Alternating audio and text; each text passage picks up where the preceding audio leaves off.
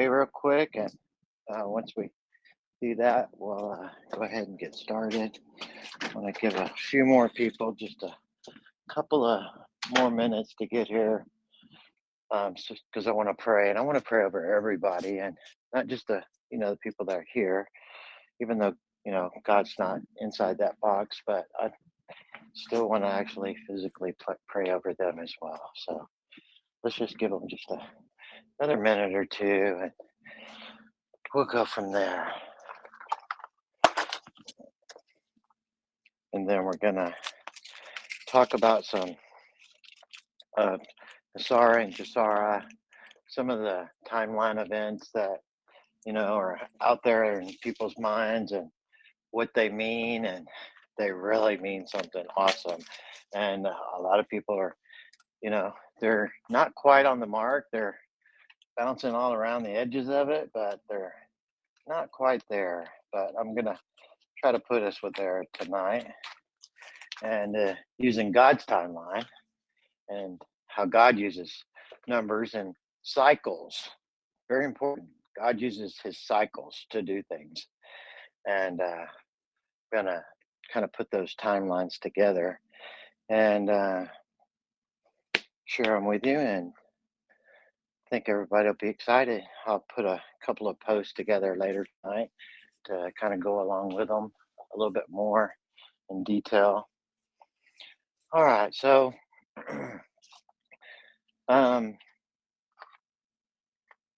we've got a good sized crowd at the moment. So I'll go ahead and start and go ahead and start praying on it. Then we'll go ahead and get started, and then people can just continually fall in as they get here.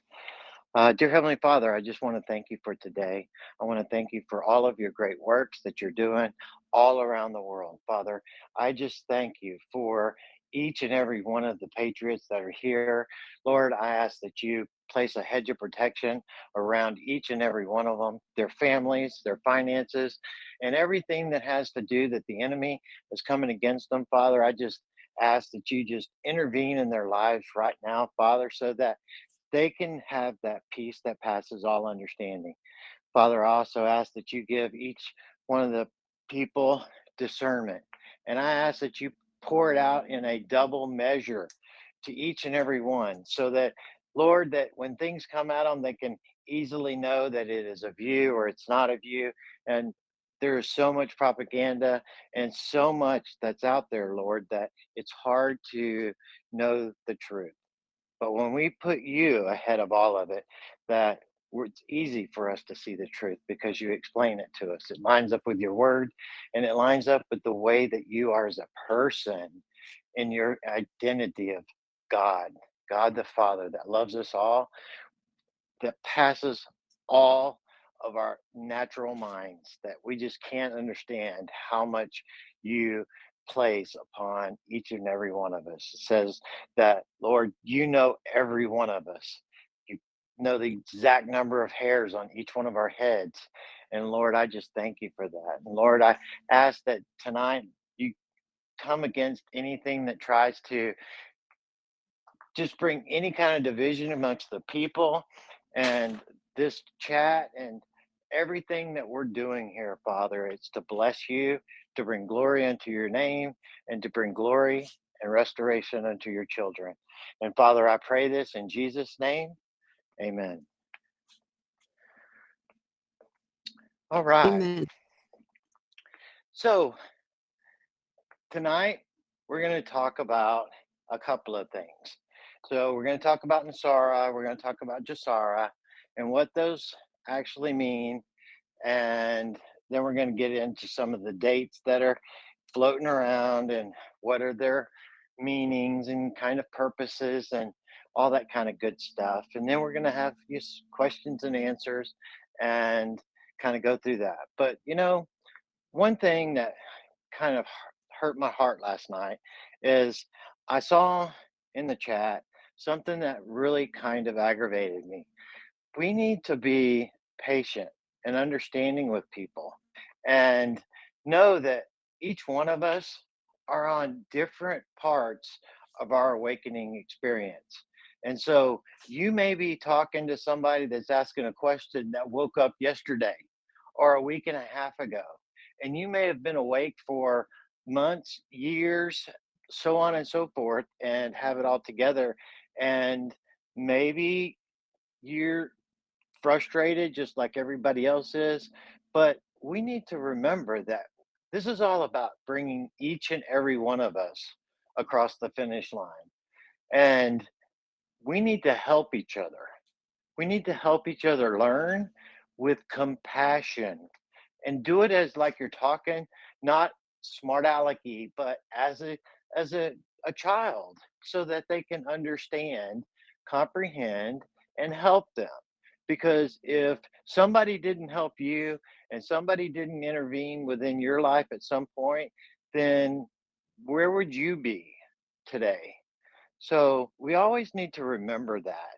And there's a lot of new people that is coming in on a regular basis because people that have been in Facebook, people have only been on Twitter over the last 2 years since the exodus that they killed us all out of it, is those people have had no real understanding of the real truths that are going on because it's been so heavily censored.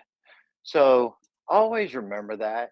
And when somebody asks a question, give them a good answer and help them. Even if they don't understand it and ask more questions, it's just like a kid. Whenever a kid's asking questions, it's like, why, why, why? Yes, it's frustrating. But the problem is that you don't want them to ever quit asking the question why, because if they do, they just don't give a damn anymore. And we don't want that. We don't want to leave anybody with their questions unanswered or feeling like that people don't care about who they are and where they're at. So it's just like everybody that's in here. Everybody that's in here is on a different place along that experience on information. And I'm here trying to help everyone on all the whole spectrum, from somebody that just showed up today for the very first time and knows nothing and try to explain things to them. At the same time, I can explain it in a way that you're still going to get something out of it too, even if you've been here for years. So always remember that. And we're not the other side, and we're never going to be that. So be better than that. Always take the high road, please. So with that, um, Nesara. What is Nesara? So Nesara is the National Economic and Securities Act that was basically brought into an existence in the 90s. The 90s. And there's all kinds of documentation of where it came from and what it was brought out of. And basically, it was the farmers that were having their lands stolen by predatory lenders. They were intentionally doing mortgages and mortgage notes against their properties, knowing that there would be no way that they could pay them back so that they could steal their properties. Now, I've had experience with this myself personally during the housing bubble back in 2008. I had a predatory lender purchase the note that was on my house, and the note was not a mortgage. So I'd already paid my house off, and I had basically had a home improvement loan on my property because I put a big, huge pool in my backyard, blah, blah, blah, whatever. So I didn't want to pay for it all in cash, so I wanted to pay it out in a note. So American General, I went to them and got a personal loan and a home improvement loan with my house. And during the crash, well, we remember that AIG was a part of the companies that went bankrupt, and American General was a subsidiary. It was one of the companies that were a part of AIG. Well, they went bankrupt too. So one day during that time period, I went down to their office to make a payment on the note, and there was a sign on the door saying, "We're closed and Excuse bankrupt." me, Kyle. People Yeah. are saying that you're a little low, like your volume. All right. Let me see. Does that do better? Yeah, it sounds good for me. I put a little video out showing them how they can adjust their volume. So if you Yeah. watch that, you just tap on Captain Kyle's avatar and a little volume adjustment will come up and you can try that. And if that doesn't work, try leaving the chat and rejoining. Yeah. Because once we start getting into 1,000 plus participants, it gets a little squirrely with Telegram. But I know that my mic and volume are turned up to 200%, which is all the way. So with that, um, let's go ahead and continue. So when I got to my uh, American General, there was a sign on the door basically said that they were closed, bankrupt, and that was it. Not a phone number that you could call and make a payment or nothing, nothing. So it was like, okay, so what do I do? So basically, I would call the company's phone number, and there was nobody there, no answer, and there was no corporate headquarters to call. There was nothing. So there was nothing I could do. So about 8 months later, 8 months later, I get a letter from a mortgage company that I had no idea who they were. And basically what they said is they said that you are deficient in your note, and by your mortgage clause, we're exercising it to be paid in full. I'm like, what the hell? And so I called my attorney, and basically I got my attorney involved, and he said, don't worry about it. He said, all you got to do is just do a renewal and renew the note, and everything will be fine. And so basically, I called that other company back, and they said, yes, we bought your note. And because your note is such and such behind, then we're exercising the payment in full option that's in the clause. Once you're past 3 months past due, then we can exercise it to be paid in full. And I'm like, you've lost your minds. And they said, well, that's just how it is, sir. And I said, well, I'm going to re up my loan and uh, redo it. And they're like, well, nobody's going to re up your loan because we've been reporting you to the credit bureau that you've missed payments. And right now it's showing that you're 8 months behind in your mortgage note. And so nobody's going to refinance you. And I'm like, you got to be kidding me. And they're like, no, that's how we did exactly what we're supposed to do. I said, well, this is the first contact that y'all have made with me, and y'all are telling me, well, yes, sir, we just purchased it, but in purchasing it, you've been um, not paying your note since back in whenever. I don't even remember what the date was. And they said, and per your mortgage agreement, this is completely and 100% legal. I said, well, I don't know, but this is completely shady. And I really didn't know too much about, predatory lenders and that kind of, operations. And so I contacted my attorney again. He said, yes, um, they're operating within their, you know, the way that the law is set up. And there's not a whole lot you can do about it. But I mean, if you really want to, we can pretty much just stick a finger in their face and file for bankruptcy, and which is not normal. It's chapter 13 where it's I pay it all back, and but it goes under the court, and pretty much it takes them completely out of the loop. And he said, well, yeah, so just keep not paying anything, and what we'll do is we'll wait all the way until the day that they're going to do foreclosure. And the very next morning that they're going to do foreclosure, I'll file for it that evening at the very last of the day, and we'll stick a finger right in their face. And he said they probably won't even show up for it because all they wanted was to steal your property. And I said, okay.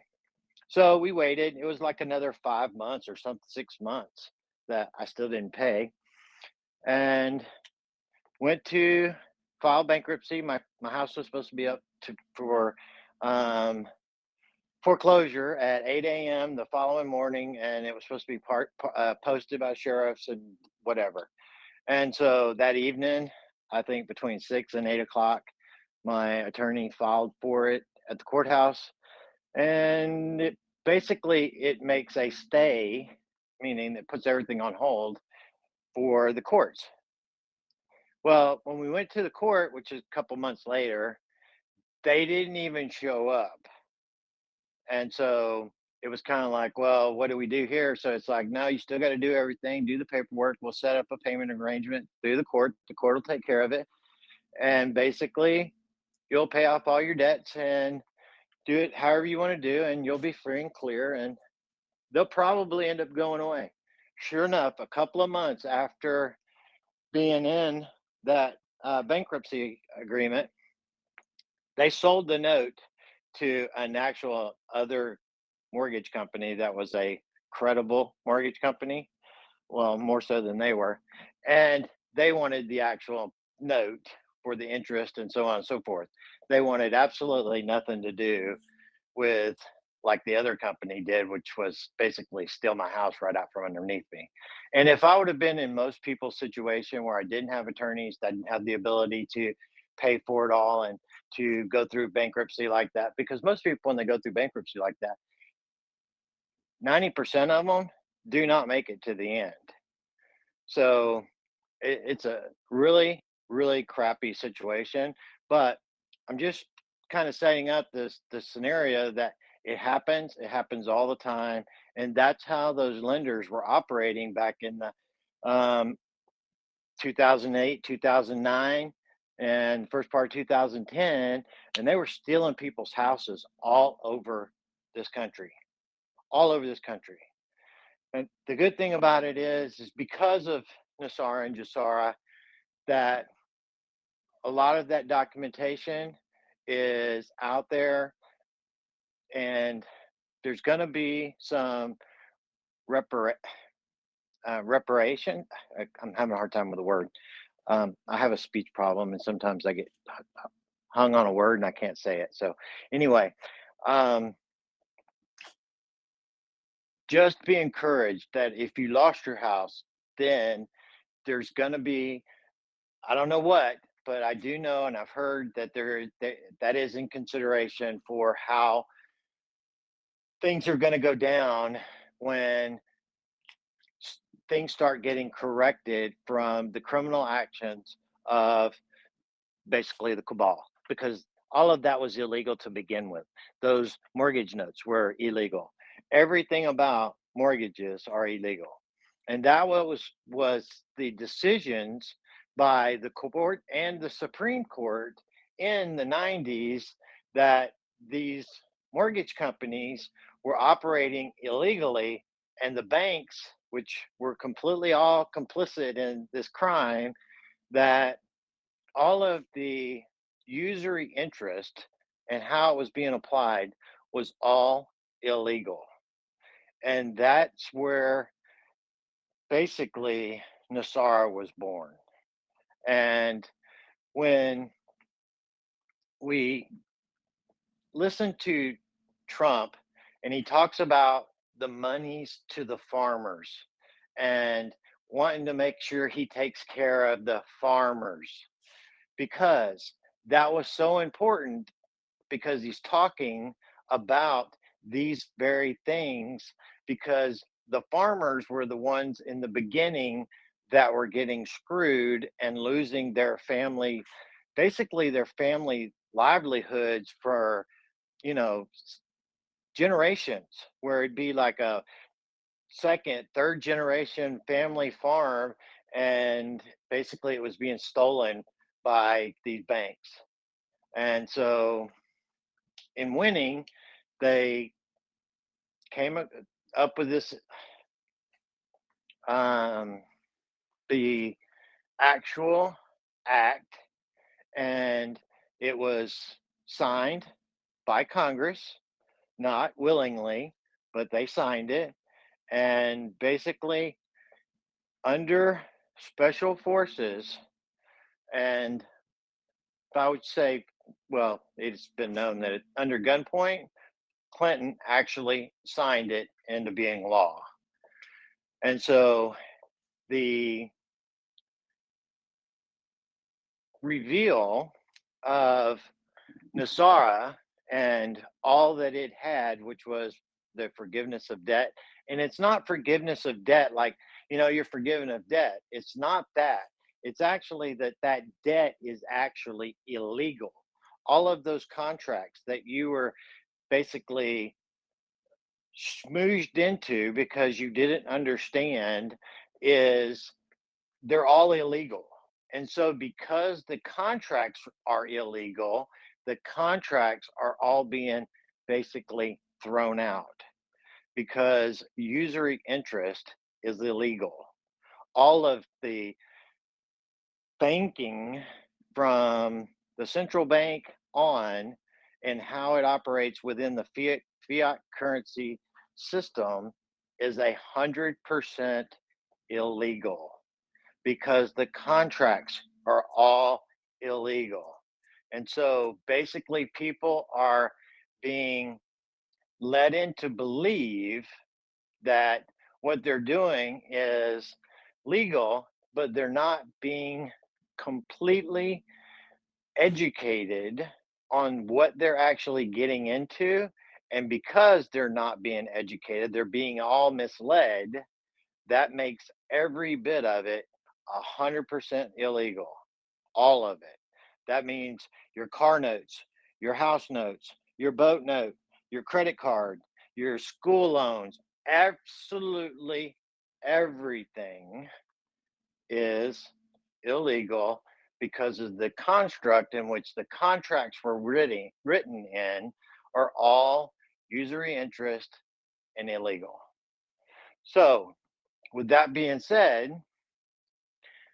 on 2001, September the 11th, that was going to be announced to the public that Nesara was coming into play, that debts were being forgiven, the money was going away from being a fiat system, going back to a gold standard, and basically all of the debt being wiped out because of the fact that it was all bad contracts. Well, the day before that actually happened, um, there was an announcement for $2.3 trillion that basically they could not account for. It was gone. Nobody said anything about it. We talked about all this. I posted about it. I'm sure lots of you know about it. Um, but it's all on the channel. Um, and they were trying to, say that $2.3 trillion of the budget had been just totally gone. They have no idea where it was at. It's gone, and we don't know where it's at. Well, that was a part of their embezzlement, and that they were having to basically fess up to the monies that they were embezzling from the people, because the very next day everything was going to get exposed and we were going to go into Nesara. Well, we all know what happened that morning.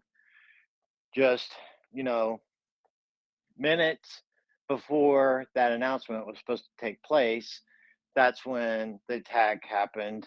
And they called it everything from, terrorist attack to you name it. It's been one of the most heinous freaking crimes that our country has perpetrated against its own people, because not only did all the people that died that day, um, but all of the people that joined the military, all of those that went into war because of it, all of them that lost sons and daughters and husbands and wives, and others that came home not the way that they left, parts of their bodies missing and messed up and permanently messed up.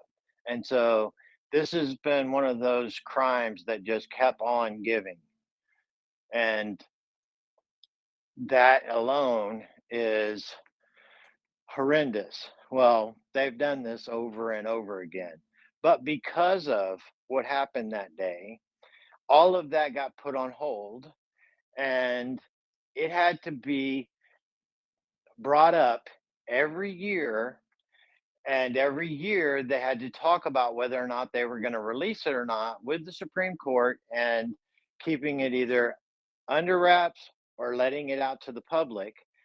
And basically, because of the payoffs that were done within it, John Roberts being one of them, that there was an NDA that nobody could speak of it. It could never be brought up, and it could never come out in the public eye and be disclosed until it was agreed upon, until basically they all decided that they were going to move forward with it, because it was actually signed and legally made into law, but it was just never publicly disclosed. And it was all because of what they did on 9/11 to basically steal the monies that were supporting Nesara, because the gold and silver, platinum, and other precious metals were being stored in Building 7. The one that the fire, small fire, actually caused them to building, pulled the building out of the owner's own mouth, Silverstein, which is I don't even want to say. And he took out that very year, after purchasing all of the World Trade Center buildings, he took out an insurance policy on all of it, and also had it insured for terroristic acts. I mean, come on. You have all of your properties and they're insured for terrorist acts. And then within a year, they're all gone. But because the journalists are all a part of the cabal, there were only a few of them that reported anything that day, and they all that reported anything that was outside of the 100% narrative that they chose for it, they no longer were reporting. They were pretty much blackballed and out of the industry completely.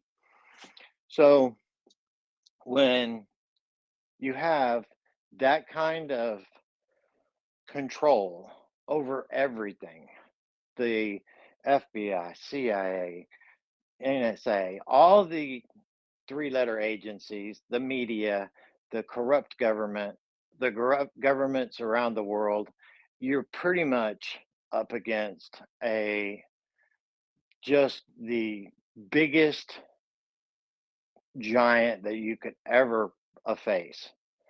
So after all of that, it's been all of this started with taking down the cabal and so on and so forth, but the Nesara Gesara part of this didn't actually come into play until the 90s, until the courts, until the banking industry on through the courts were 100% exposed for illegal operations and illegal contracts with everybody, and the entire system being illegal. And so, because of that,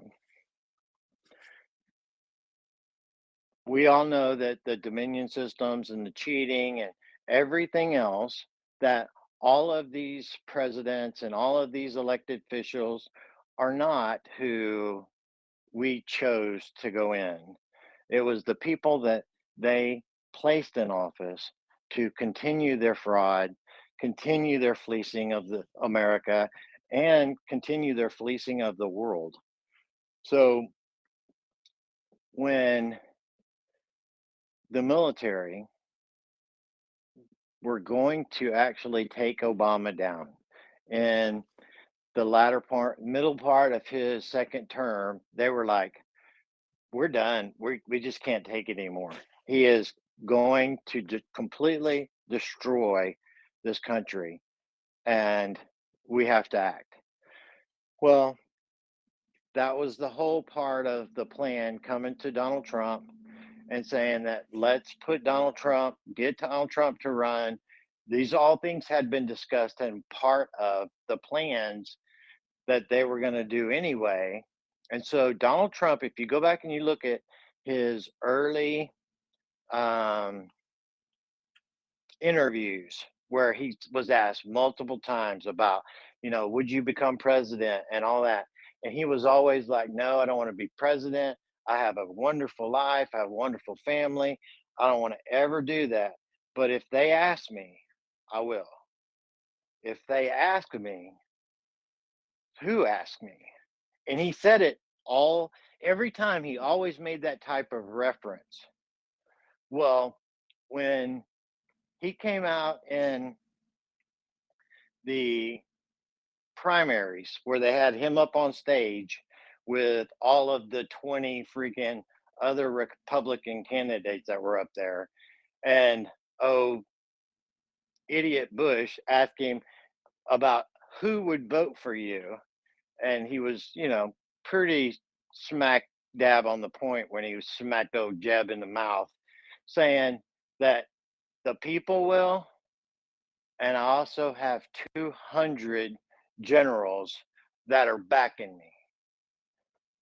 And to have 200 generals, meaning that you've got their entire command structure underneath them as well. That is a massive amount of support, incredible amount of support. And so basically, at that point, things started moving forward. And they, meaning the cabal and Obama, Hillary, all of that whole corrupt society, basically, they had been cheating with the Dominion machines since I think the first time it was exposed in court was, I think it was in Ohio, in a court in Ohio in like either 2004 or 2006. I can't remember. But the guy that was one of the guys that actually wrote one of the programs for it said, yeah, I can make anybody win and make it look like nobody could ever know the difference. And, I have that actual court uh, television show or document, whatever. I don't even know what it's called. But anyway, um, so at that point, they had been using the Dominion software, the machines, all that kind of stuff for doing exactly that, meaning putting judges in their places, city officials, mayors, governors, and so on and so forth.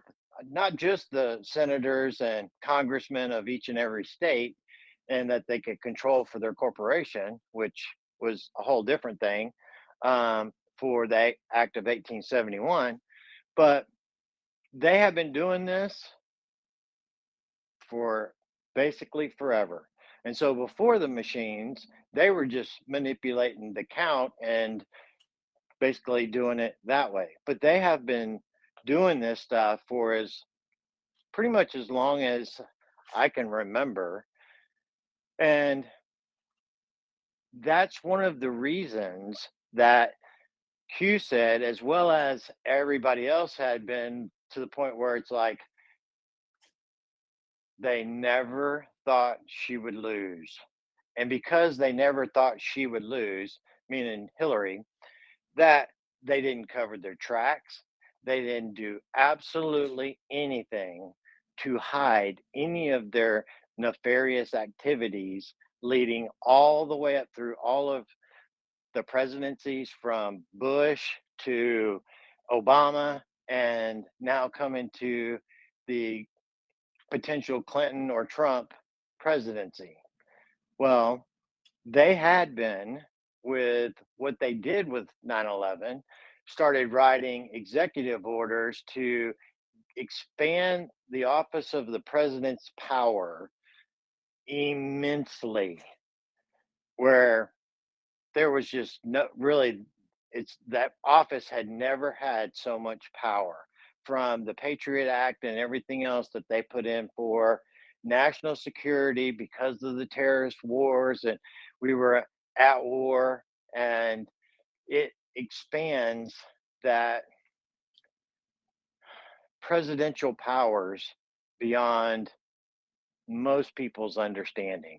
And so when Trump won, because the military made sure that he was going to win, not only did the people vote, but they made sure that they weren't going to be able to cheat enough to be able to keep him from winning. And so when he won, that's why all of them were in total disbelief, total shock. They were like, how did this happen? And it's like at that point, they needed to figure out how they were going to try to get him out of office before he even got there. And that's when all of that Russia, Russia, Russia, and the whole, we all know the story. So I don't want to go through all that because we're going to talk about Nesara and Gesara. I'm just trying to lead to how all this works together and what we've actually all physically seen, as well as that we can all go and research and get this actual documentation as well. So after Trump wins, Trump basically sets on a whirlwind tour of all the countries and pretty much makes himself the most powerful president in the world because he took all of that information that the CIA and the NSA and everyone else was collecting on pretty much everybody, every country, everywhere. And when he showed up with all their stuff. And it's like, you either do exactly as we say, you get on board, this is how you're going to operate. If not, we're going to post all this stuff out to the public and it's going to destroy you and your country. And what are you going to do? And they pretty much, everyone capitulated and complied, every single one. So going down that road, you have to understand, once you've gotten all of the players that you have to worldwide on a game plan of how are we going to set this straight, and then you actually have to start implementing it. And that's the whole part of that, the takedowns of specific people. We saw the princes get taken down in Saudi Arabia. They were all a part of the child trafficking. They were all a part of the adrenochrome, and all of that was exposed. And they took them all down. Go look it up. They took them all down and arrested them, and they were dealt with. So once you had Saudi Arabia, then it was like, okay, now we got Israel. They took it, went to Israel, was the most difficult one out of all of them to get on board because of the Mossad and because of the Khazarian. And it took them 2 days before they could actually make that decision that they were going to comply no matter what. But they had them all. They had it all. You're talking 9/11, everything that they had on them. And so that didn't relieve the fact that people were going to be held accountable for these things either. So he continued his trips to North Korea, this place that everyone, all the mainstream media, all of the politicians, always going to start a nuclear war with the North Korea. And nope, he became his buddy. Why? Because he was able to get the cabal that were basically holding him hostage within his own country out of his country and gave him his control back with the help of Donald Trump and the White Hats. So everything that we see is optics, and it's basically for showing people what their intent was with what they were going to do to you if Hillary actually won. And we wouldn't be even in this situation we're in now. If Hillary won back then, we would already be, I don't even want to go how bad it would be. But I wouldn't be alive. I was already on a list for um, the short list for being exterminated. And I knew it. And I had discussed it with my son, which he had told me that I was making a lot of problems for the military, talking about the bad military. And he was having to deal with it as special forces and was talking to me about it. This was all the way back in 2013, 2012. And he was like, Dad, it's not going to be good. And I don't know what else I can do. And I'm like, sorry, son, I got to do what I got to do. And I'm like, the best thing you can do is not get involved in it. And so basically, they took over and pushed. That's what the White Hats are doing right now. They're pushing all of their economic and socialistic and criminalistic plans in a hyper accelerated path so they are able to expose them 100% on not being able to hide any of it and being able to show the people just how bad it was going to be, but they're controlling it to the point where they're not allowing it to go over the edge.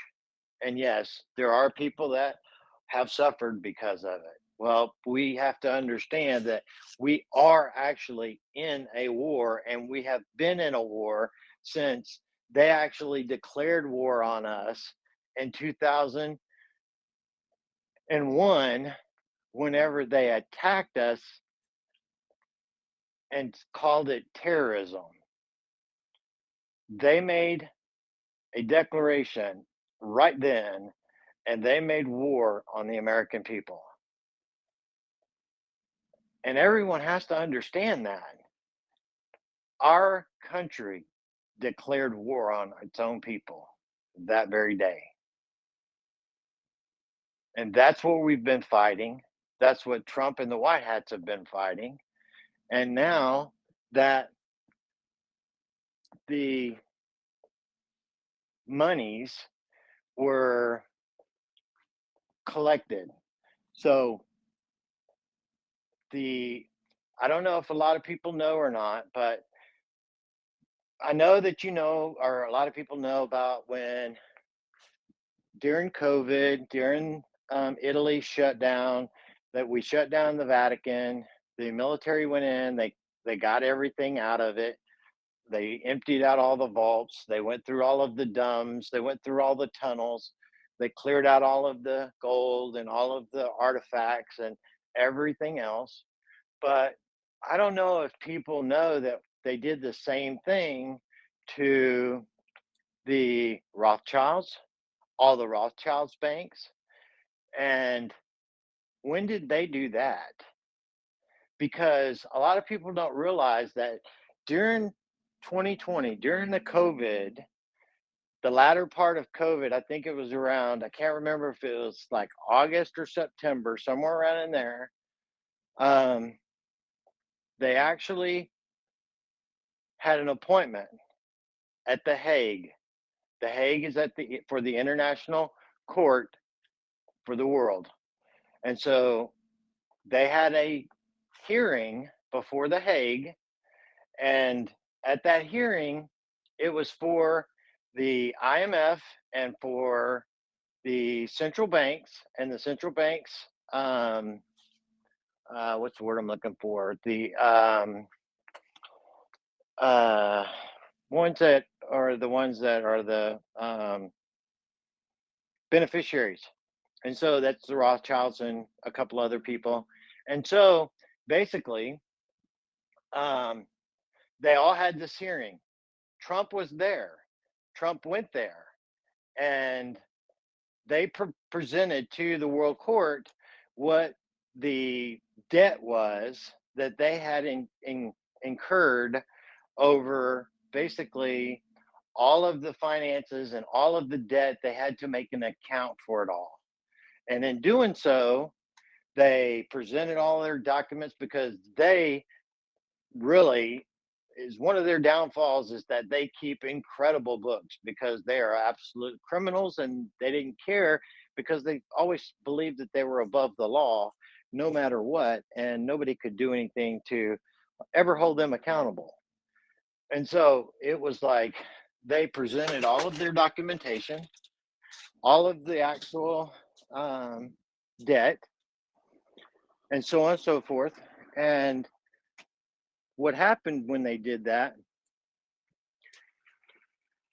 Trump and the White Hats actually paid off every dime of the debt that the whole world had actually accumulated through the bank.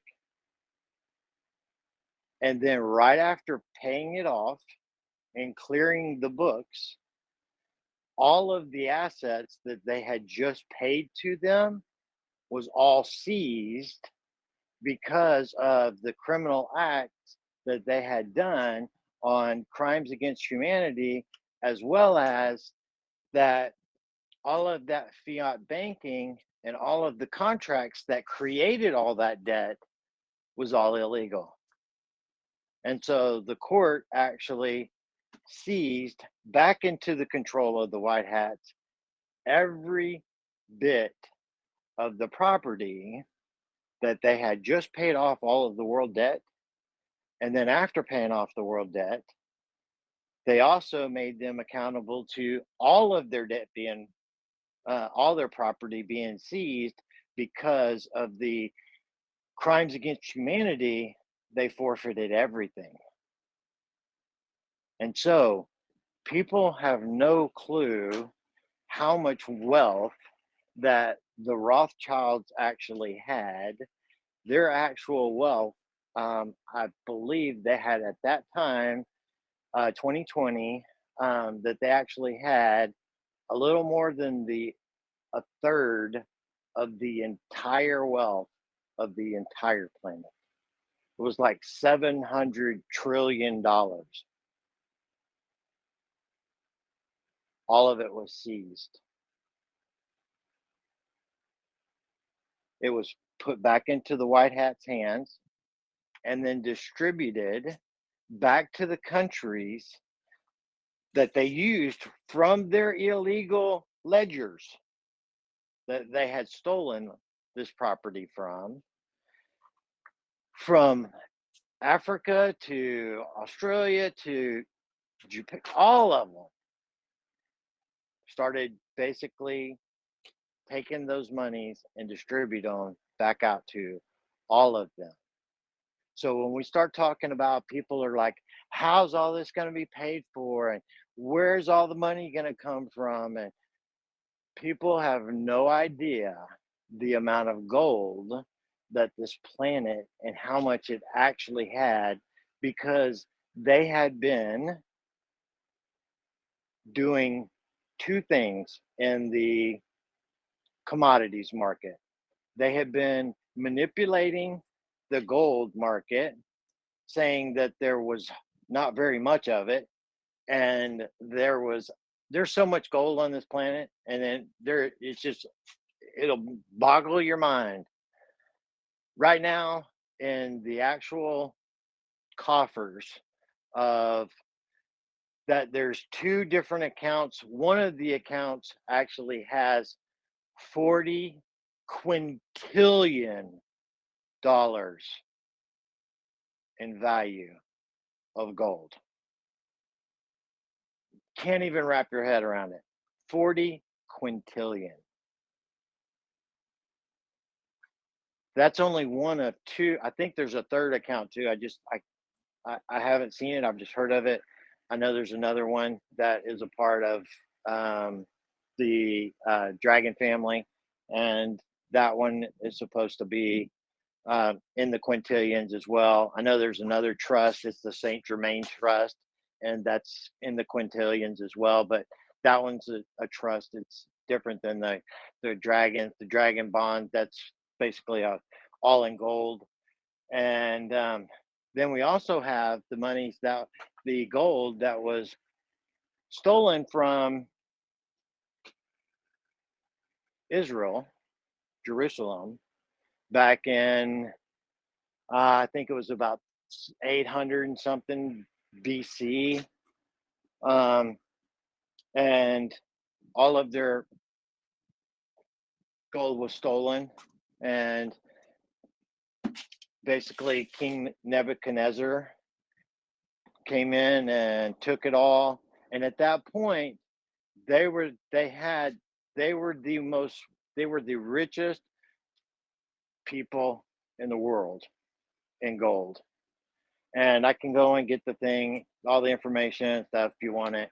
But it goes into the story of the oh golly, it's uh yeah Yamakita treasure or Yoki.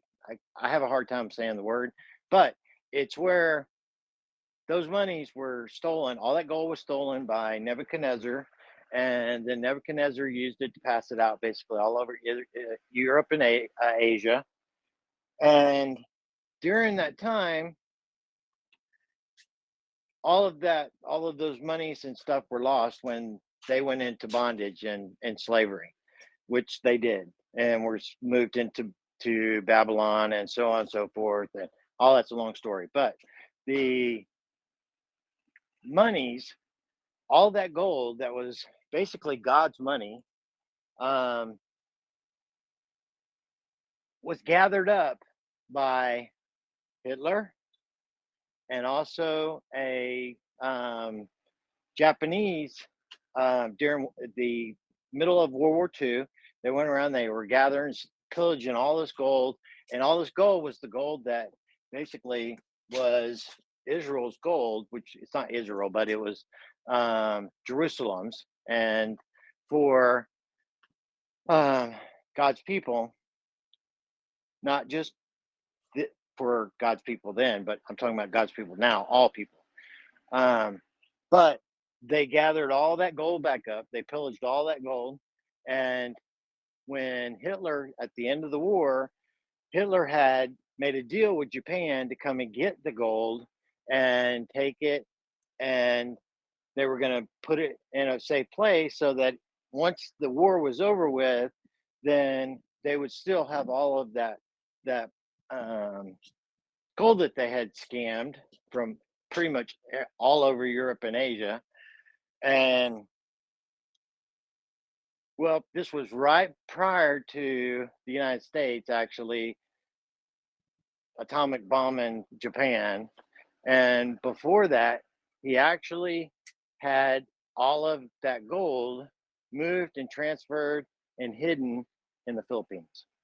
And there's a lot of people that have known about this gold that was hidden in the Philippines, but nobody knew where it was.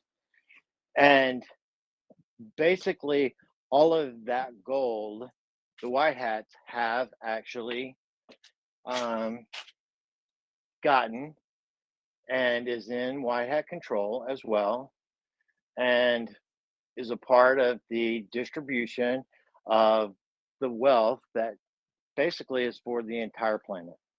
So now going back to the gold, there is so much gold that it's ridiculous how much. But they always was trying to make it to where they controlled the market and kept it from being able to get too expensive, or that it wasn't expensive enough. So basically, they manipulate it. And they did the just the opposite with silver.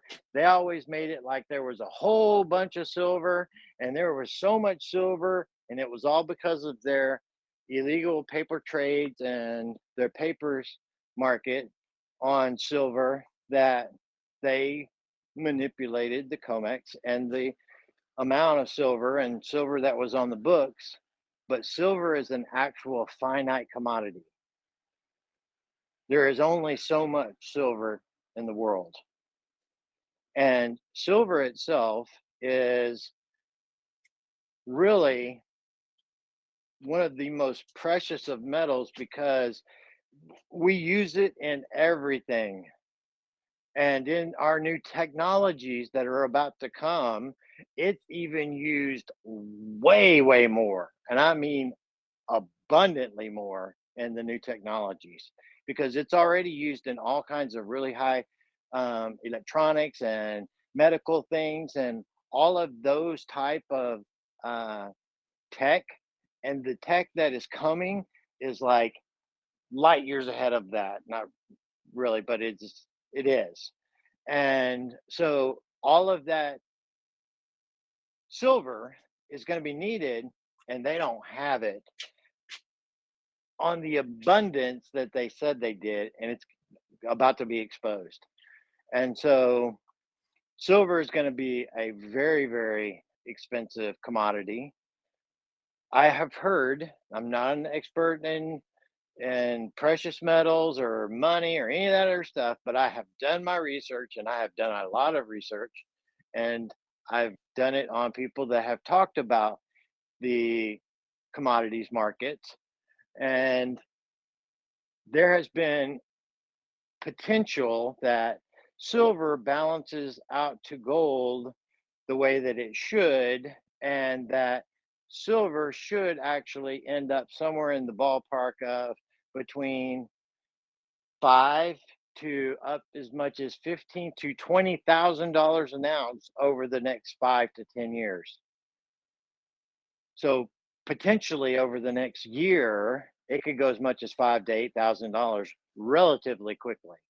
But then over the next several years, as technologies are released and that they're being built, they're going to need it. And that demand for silver is going to start going way up. And so is the price, because the manipulation of all that coming into the QFS is completely, absolutely gone.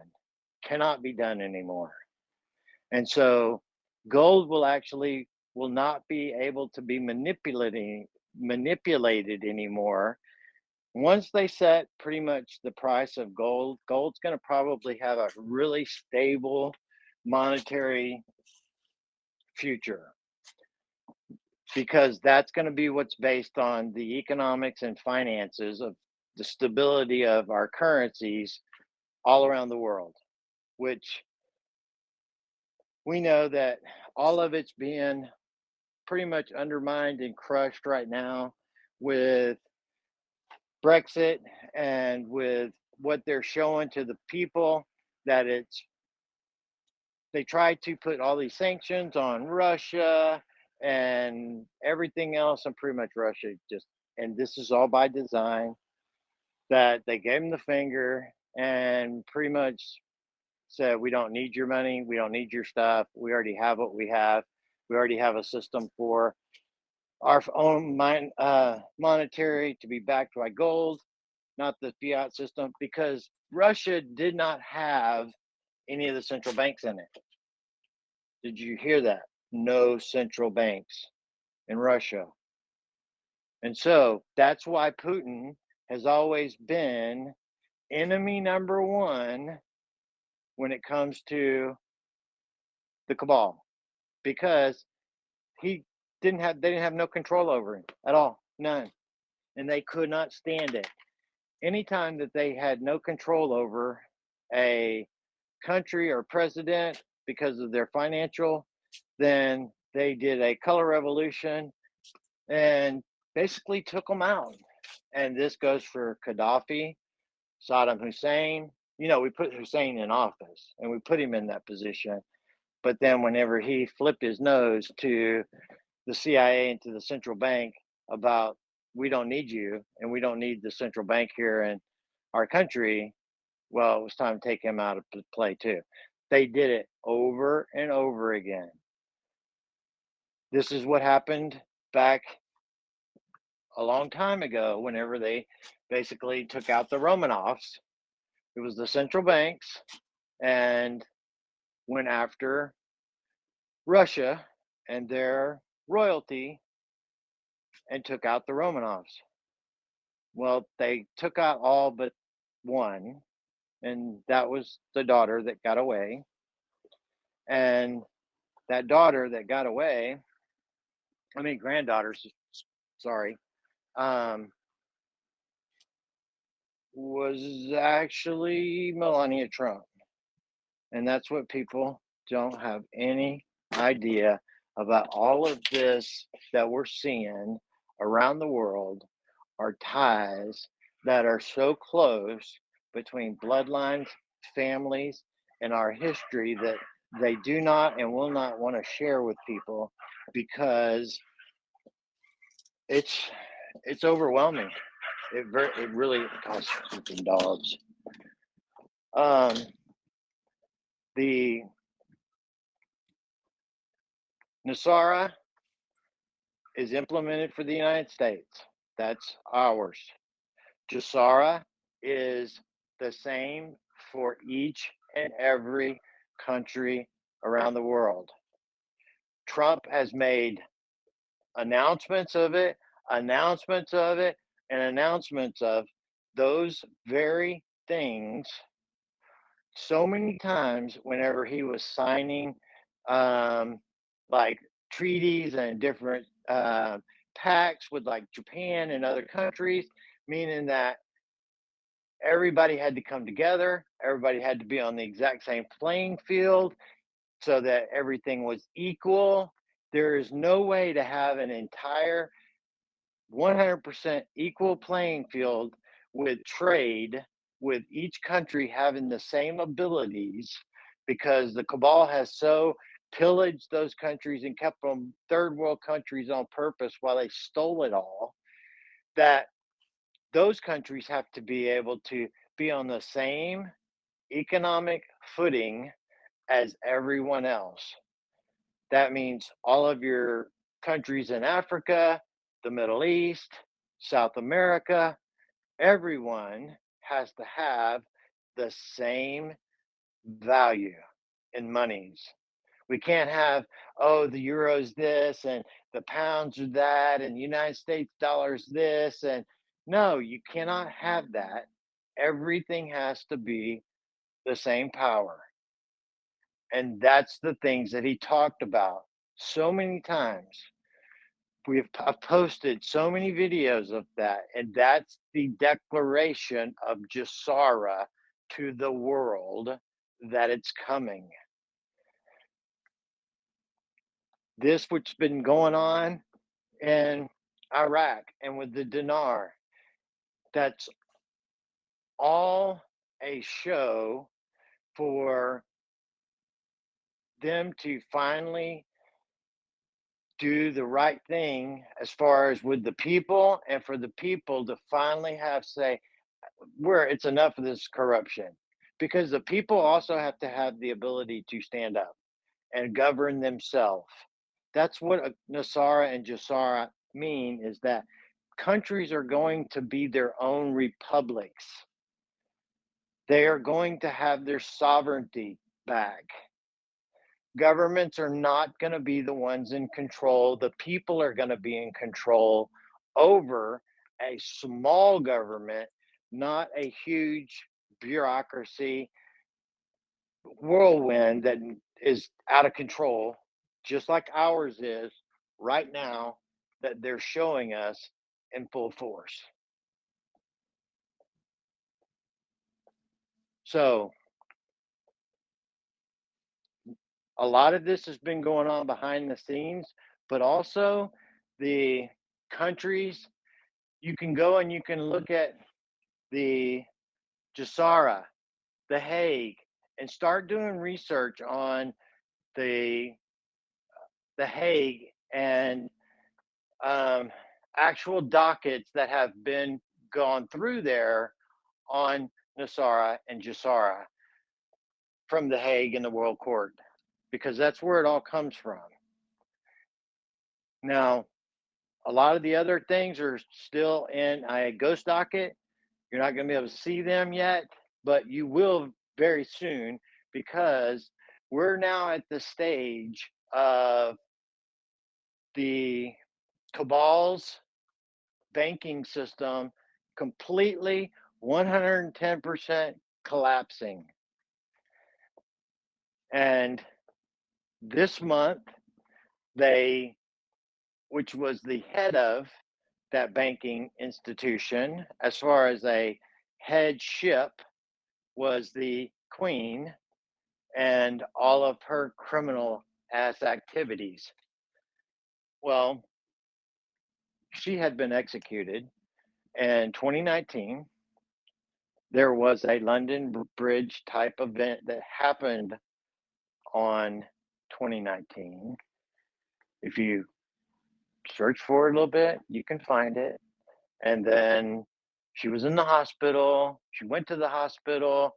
They had it. It was like, oh my God, it's a false event. It shouldn't have happened. And then she comes out of the hospital, and it's like, it's even the BBC questioned whether or not that it was her and that it potentially was a double. And so she was executed. And at that point, they videotaped that. They sent it out to the other cabal and shown that the people that are left, that we're coming for you too. And this is what's coming. And so you can imagine the fear that that brought upon the cabal, and what was their game plan from that. And their game plan from that was the Crown event. That was their nuclear option. And their nuclear option had every intent to lock down the world and not ever have you ever unlocked down. Because that was supposed to be a controlling event that they controlled from anywhere from 5 to 10 years to get us out to from 2020 to 30, for Agenda 30 to completely be fully measured. Well, that didn't happen. There was too many things that the White Hats had known about. They forced them into this play that they were not ready for. They made horrible mistakes through fear when they were shown the queen being executed, and basically they completely all signed their death certificates, all of them. And now we're at a point where they released that information to the public, showing that the queen and the headship of the crown is dead. The optics of that are huge, huge implications to that. Well, they've done everything they can to manipulate the view to the public that Charles is now the king. Charles is not the damn king, and he will never put that crown on. He is nothing but a puppet that has no authority whatsoever. The White Hats are 100% in control, and a coronation with that individual will never, ever, ever, ever happen. And so we need to understand that that is the beginning of their end publicly, and that's what's coming. So, how can we understand what's happening with the finances and with the money and the gold and all of that? Well, all of this is being set up and has been being set up for digital based access through blockchain, which is 100% decentralized, meaning that the banks do not have control or access to your money at all. That is on the quantum financial system. And right now, each and every one of y'all that is listening to my voice right now have already gotten a quantum account and you don't know it yet.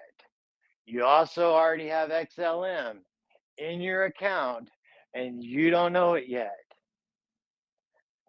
but you're good and you're going to find out very soon. Once we go through this transition, the old fiat currency is going to be basically needing to be removed from circulation and people will trade it in. And you can trade it in for your digital or you can have them give you your actual rainbow currency so that you can have it cash in your hand and you can do whatever you want with it.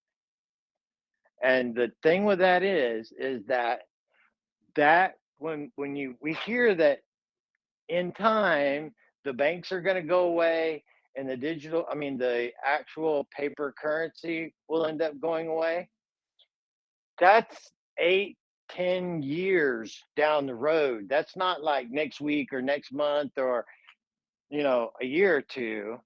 That those banks will be nothing more than a service center for financial options for you guys. Their whole deal will be to help you with financial things, whatever they may be. But they will not be a controller of your money. They will not have the ability to charge you fees for money that they have no access to. No, none of that. None of it. That is over, people. And we don't need to have any kind of fear over what and how it's being controlled because you're the one going to be in control of all of your assets and have the ability to do whatever and however you want with them completely. So, all of these things that are being put out there, like the central bank digital currencies and all these things, these are all programs that are being initialized out there so that it allows the banking and the financial organizations to get themselves set up and prepared for when things get flipped and the systems go on.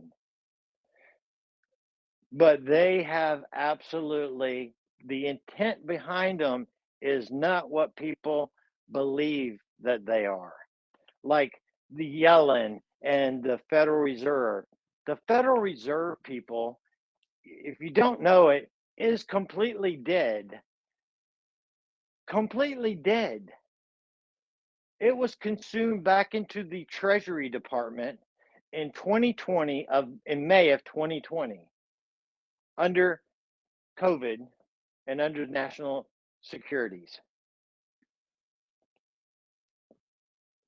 And what else is under the Federal Reserve?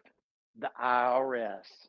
The IRS was also consumed into the Treasury Department the way it's supposed to be. Not IRS, but the Treasury Department is supposed to be the one that is in control of the finances, the banking, the money, because that is our own monies. That is for you, me, our families. That's ours. That's not theirs. The Federal Reserve had nothing to do with the United States other than nothing but a means of crippling it and keeping it completely in bondage. Completely. The Treasury Department is for the people, of the people, and by the people. So when we have our taxes, which they're going to be changed to a flat tax, because all these thousands of pages of the tax codes is absolutely ludicrous.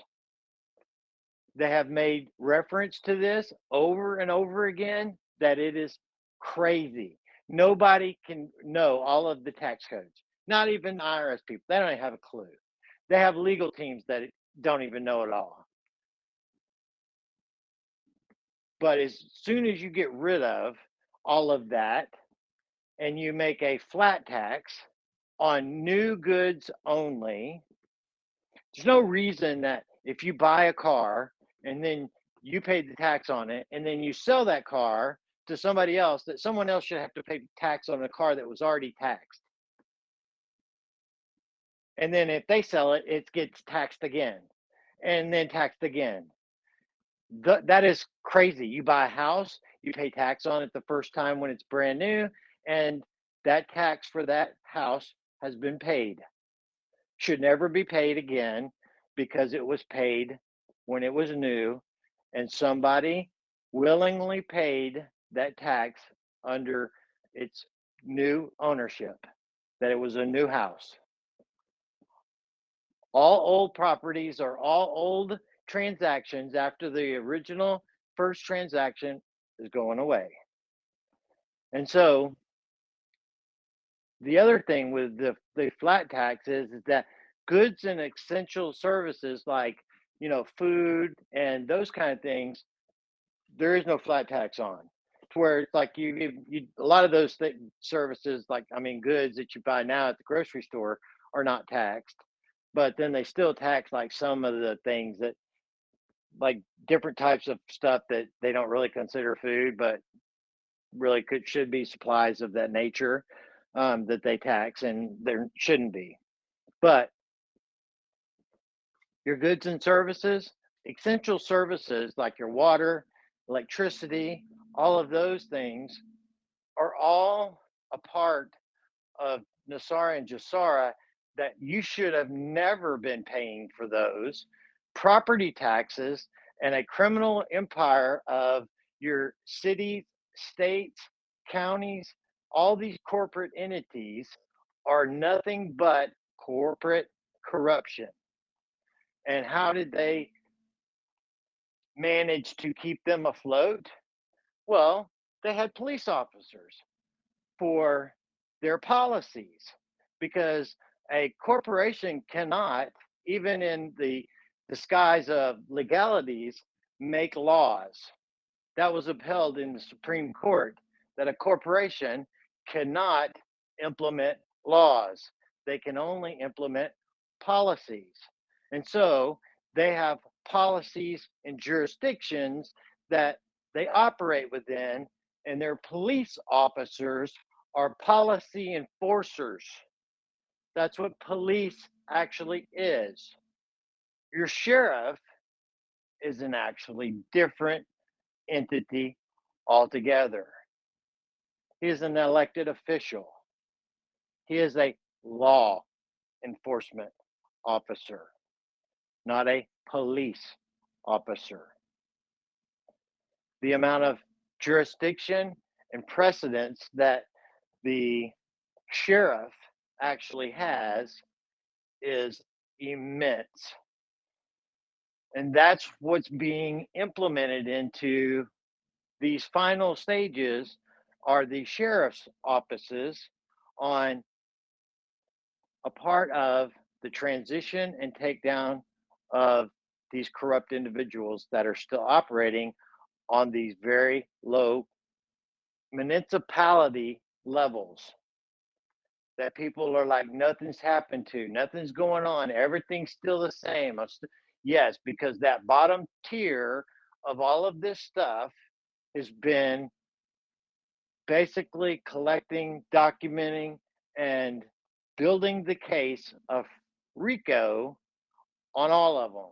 And when you do a RICO act against criminal organizations, which they are all a criminal organization, Everybody goes about their business until the final day they say it's time to take those people down. And you, Rico, you take them all down at the same time everywhere. This is why we have the National Guard. This is why we have the Marshal Service. This is why the nationalization of the National Guard. This is why we had thousands of National Guard sworn into the Marshal Service. These are all things that have happened right in front of our eyes. It's all happening. We're all at that point right now. And we're coming to some key moments and dates. Like, I'm getting into a couple more things. And then we'll open up for questions. I know I've been talking for about an hour and almost an hour and a half here, but I kind of had to let everybody know what has been going on and what this is all based on. And everything that I've told you from the 90s to The Hague to everything can be validated all through open source.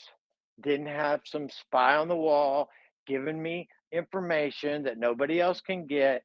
I've been doing this for a long time and I've been tracking this stuff for a long time. And I know that it's been by design to keep people so busy that they don't have the time and opportunity to be able to do this type of research this often for this long, to have the big picture and then get caught up in the weeds and not understand what's going on. And no, I have not done it by myself. I have got lots of friends. And in those friends, they are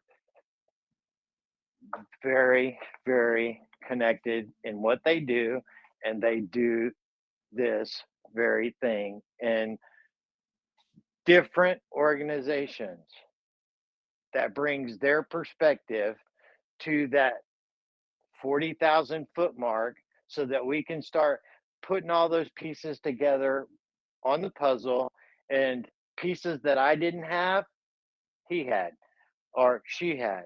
And it's like, oh, well, yeah, that goes right here. Oh, what? Oh, now, oh, that now goes with this. See, when you start having and you work together and you start putting things together and you're looking at it from that 40,000 foot mark, it changes the perspective of being able to see the whole field and not just your neck of the woods. And even in your neck of the woods, you can figure out a lot of just everything. But what happens is you get caught up in the weeds of the things that are happening right there. And people like to keep you down in that as well. And it makes it to where you can't see the forest for the tree. And you can go down there, do some things, but got to get back up there for that high overall perspective of everything. And don't stay in the weeds. It gives a different perspective. So now, what was the significance of the Lizard Queen having that day, the 8th, of when they exposed her being dead, when she had been dead for 2 years? What was the significance of that? There's multiple things. Well, was 776 days to the day that Q made his first post. That was a coincidence. There's no freaking coincidences. It was also to the day 25 years of the assassination attempt of Diana. And why did they want her killed? Because she had the goods on them.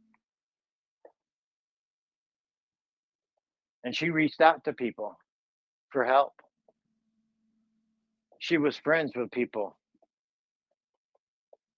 like Junior, Jackson, Trump, and others.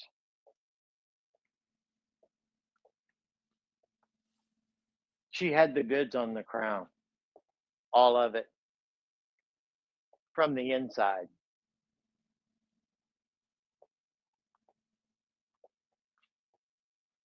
Everything that is done with specific purpose behind it. Some of the time, it's not meant for you. It's meant to scare the bejesus out of them, and people don't understand it. It's like that don't make no sense.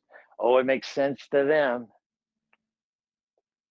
because everything they do is about signs and symbols, and their symbols will be their downfall because that's how they communicated with each other. That's how they basically had it over all of us and basically laughed about it completely in our face over and over again and made us to look like fools.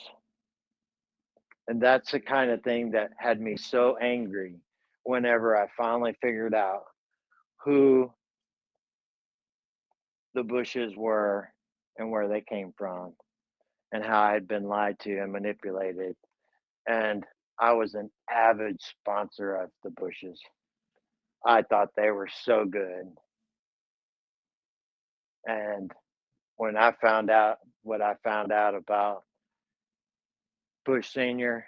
and that he was the one that actually was the one that called the shot to take out JFK, was there.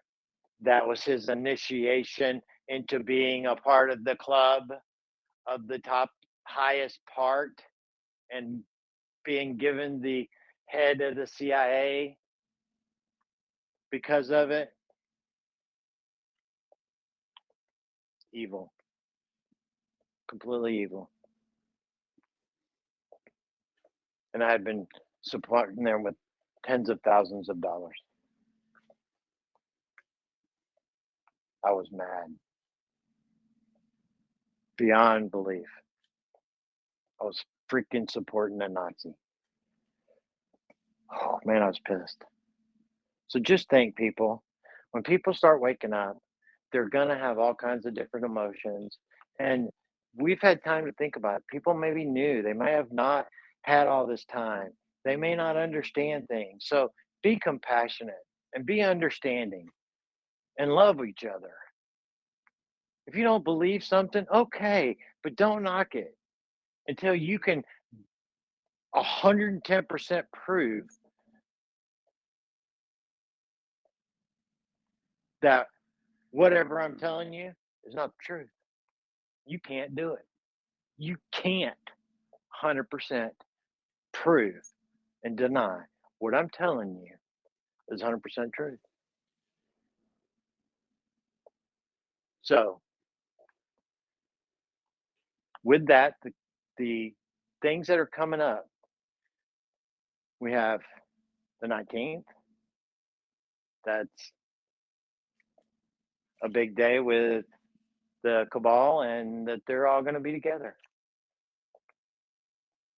They all can't do their normal thing on coming into the funeral either. They're having to be all bussed. Why? They don't have that control and authority to have that real diplomatic control anymore. But are they planning to take them down? I don't know. Be nice if they did, but I don't know. But I doubt very seriously they're going to let anybody that's there come up with any kind of plan or any kind of communication situation to do anything harmful and then get away. Really get away? No, it's not that's going to happen. But we have the 24th. And then we have the 25th. And we just had the announcement from basically Russia telling us that on the 24th, we are all going to remember that day. We're going to know where we were. We're going to know what we were doing. We're going to remember that day. Why are we going to remember that day? Did I not tell y'all a week or so ago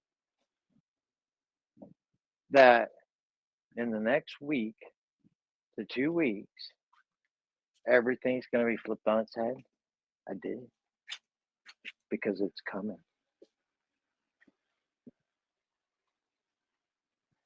What's the significance to the 24th? Well, and the biblical stance of that on the children of Israel, and something I kind of talked about a little while ago with the gold and some stuff like that. Intentionally I meant to be mumbling then. Is Yamashita. Yamashita. The 24th. That's a huge day. Huge day. And then we have the other timetable, which is the next day of being the 25th. And that's a birthing event. Birth. And when you go through a birth, what happens? I've talked to y'all about it before. Oh man, I might be losing. I walked away from my phone. Oh crap. I gotta go back. Well, you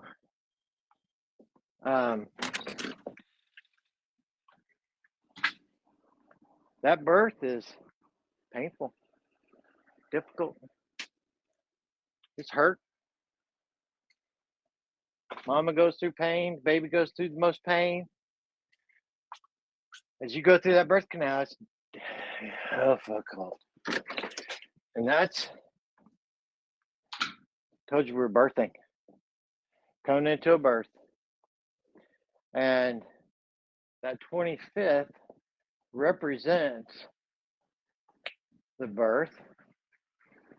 And what is it that is a part of the biblical standpoint and the biblical narrative? Well, the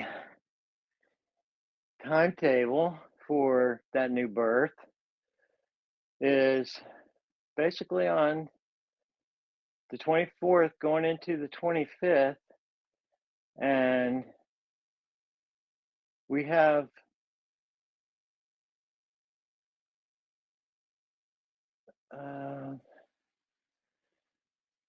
let's see here.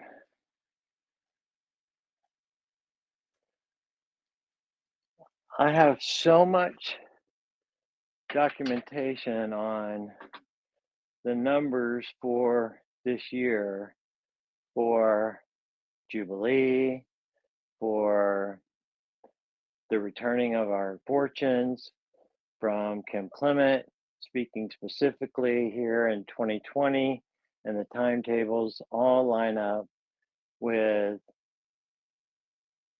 the 24th and the 25th of this month. The 25th is the Feast of Tabernacles.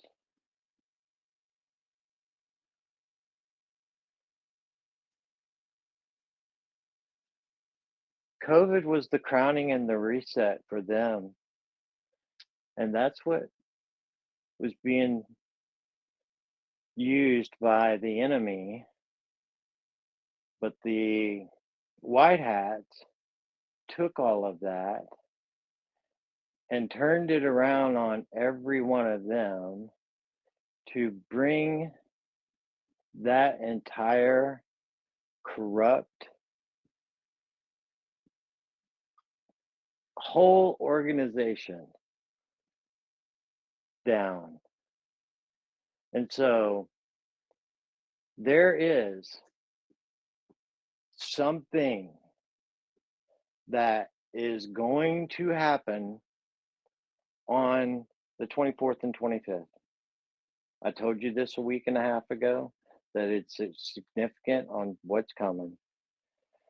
And somebody asked the other day about what was going on with Colorado. Well, Colorado has been issuing these to go bags and all this stuff, and they're warning that people get prepared for the 24th. It's also happening in Germany, and other countries are doing that same thing. And so, why?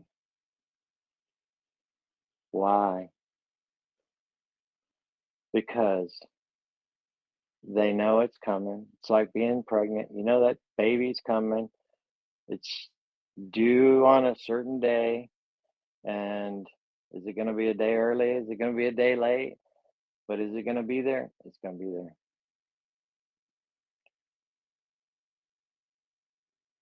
We are witnessing history being made.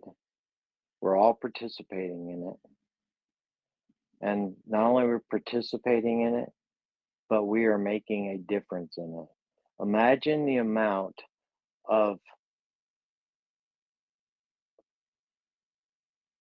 just bombarding everything that you have gone through by friends, family, work, people on the streets for not complying, standing your ground. I commend each and every one of you.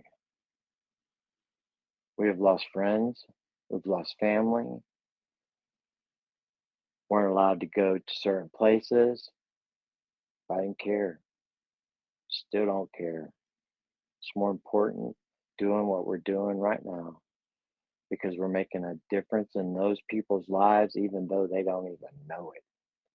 And that's okay. That is okay with me. It's more important that we endure to the end, good and faithful servant. That's the word I want to hear. I don't care about all the rest. And so when people finally start waking up, which they're gonna need you. They're gonna need each and every one of you.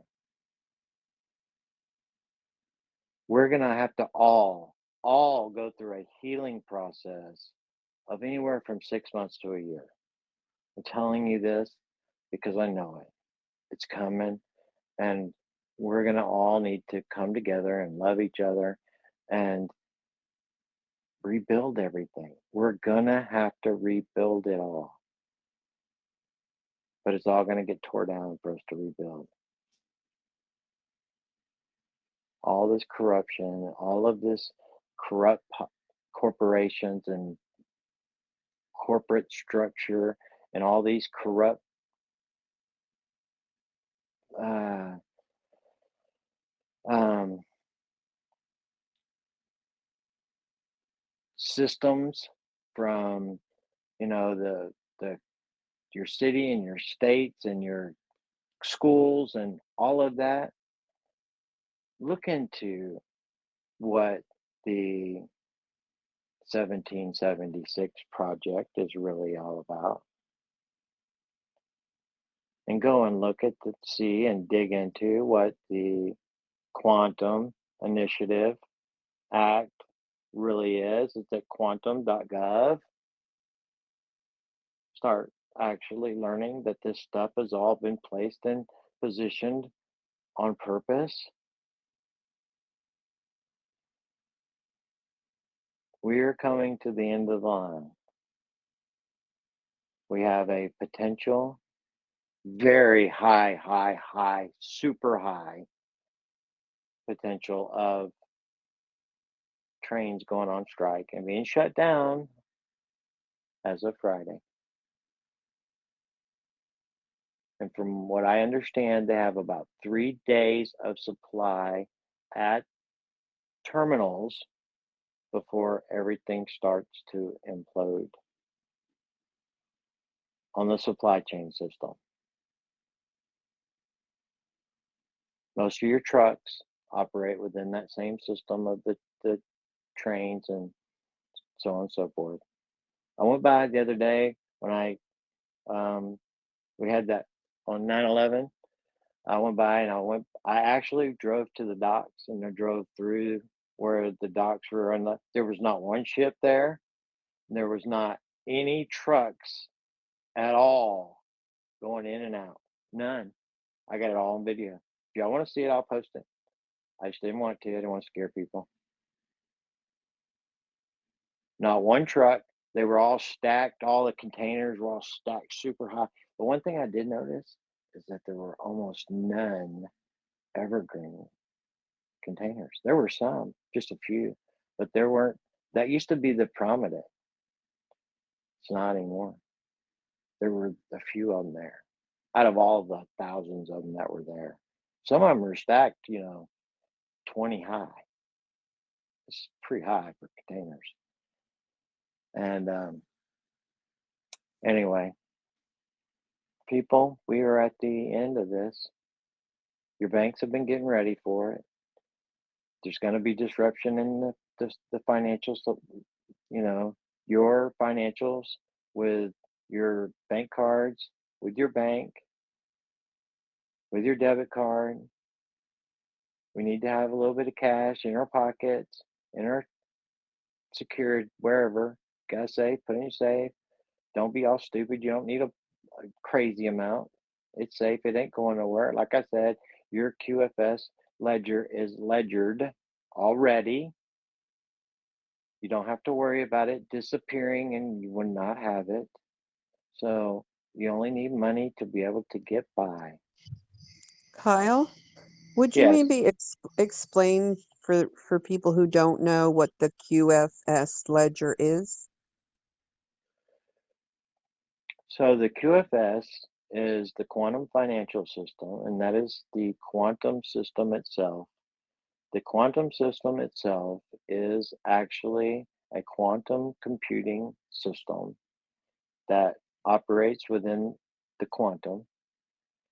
I really I won't be able to explain it all. It's way too complex as far as the understanding of it. But the ledger of the quantum is operates within the blockchain technology and is 100% decentralized. So it operates within the network of the quantum and not at, like, say, where you go to your bank right now and that bank has your ledger and they open it up and say, oh, you have this amount of money. And if they were to take it and it disappeared, then what would you be able to do?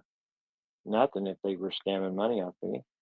Well, the quantum doesn't operate that way. Your quantum actually operates through the quantum network, and the ledger on the blockchain ledger is actually kept in a lot of locations that all leads back to a single owner, which is you.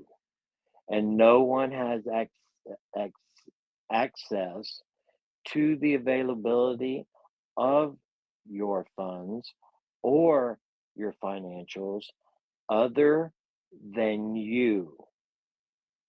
And so the quantum network and the large financial institutions as of the beginning of 21, the end of 2020, first part of 21, was already running in the background on matching what their ledgers were doing. And it caught several of the very large banks. If you go and you look at the banks that got in trouble for money laundering and financial corruption in 2020 from Deutsche Bank and so on and so forth, there were a lot of these banks that got in trouble. Top individuals got caught with their hands in the cookie jar doing things that they shouldn't have. Well, the only way that they got caught was the quantum was watching it all. And when the quantum system was watching what they were doing on their ledgers at their banks, hiding and manipulating funds, they got caught. And the only way they could have gotten caught was a system that was watching over what they were manipulating, that the public or the um, overwatch that they had for the banking system would ever see because it was all corrupt. Well, those individuals all got taken down last year. You can easily research the um, large financial institutions that got caught for fraud, money laundering, and different events worldwide, and there was a several. And it just wasn't like their top guy got in trouble. Bunches of people got in trouble. So that was a part of disclosure showing the public that they're not going to get away with the things that they got away with in the past. But the mainstream media very poorly talked about it and didn't say much about it. And the only ones that really were keen to it were some truthers that that um, documented a lot of it and posted a lot about it and talked about it. But even at that, a lot of people didn't really understand why and what was going on with it as well. But that's why they got taken down. You cannot manipulate the quantum and the quantum network. It is unhackable and it has a single entity that is overwatch to it, and they are considered the guardians. And those guardians are Space Force.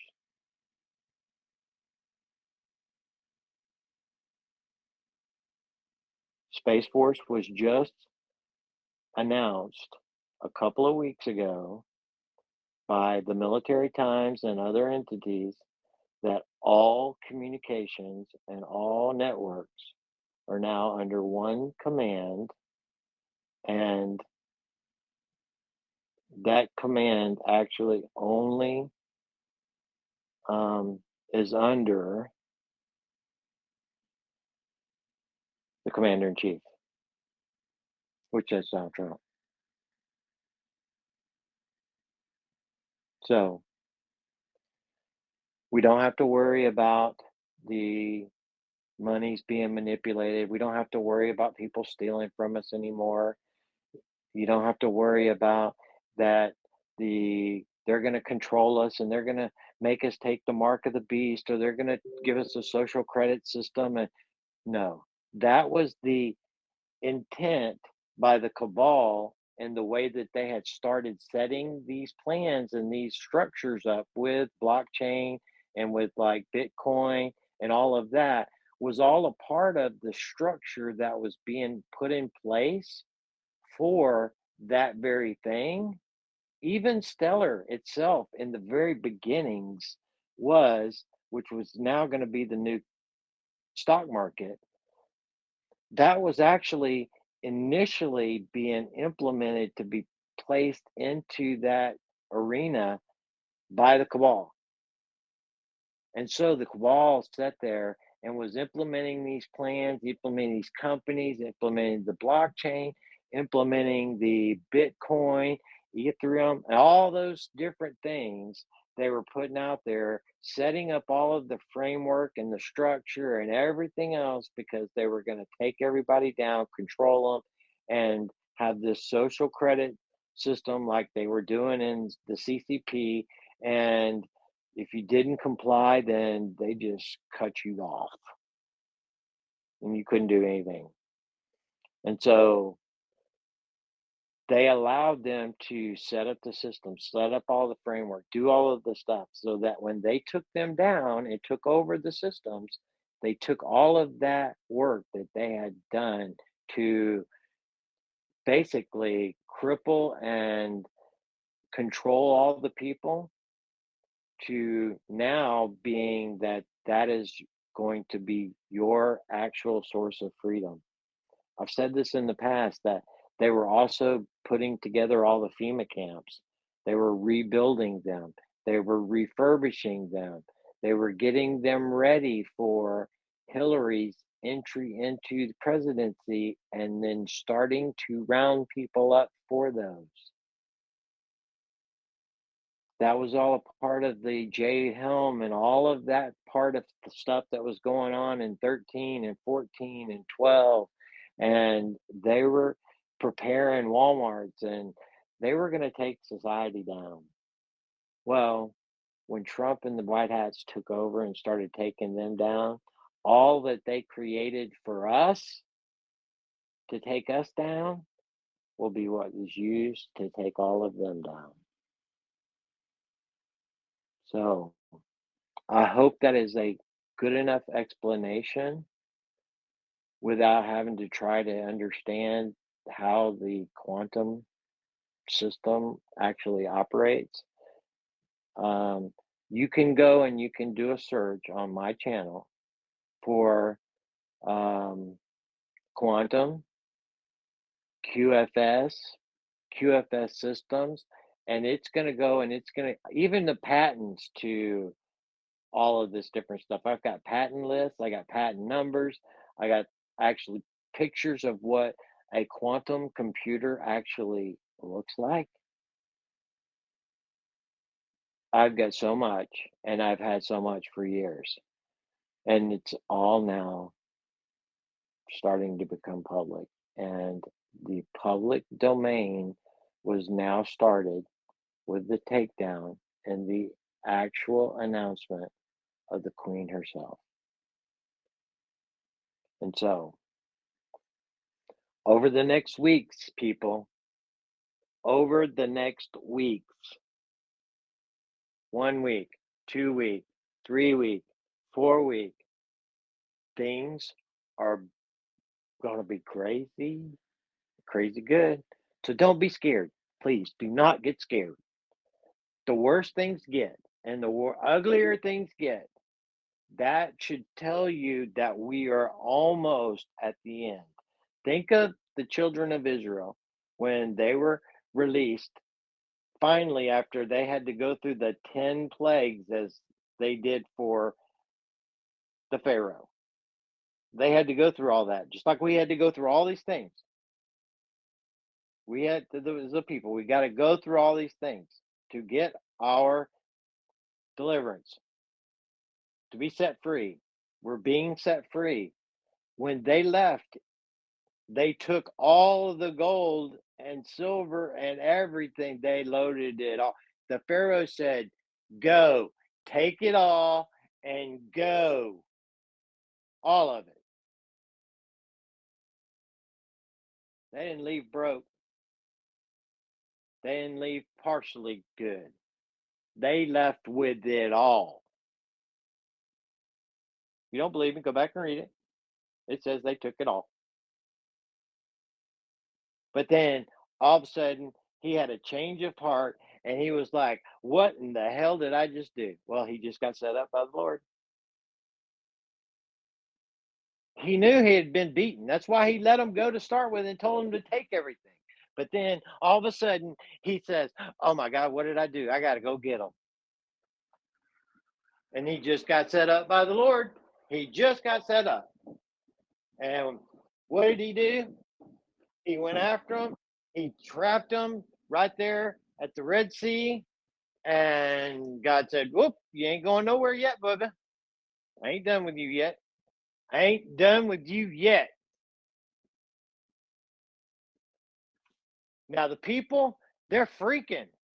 You gotta think they're sitting there, they're looking.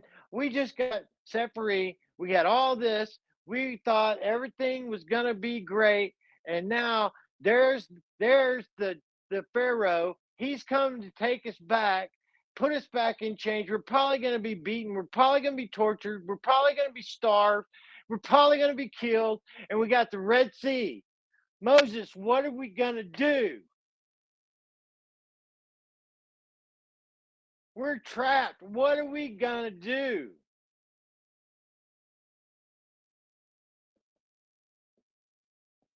What God do? They freaked. They absolutely freaked.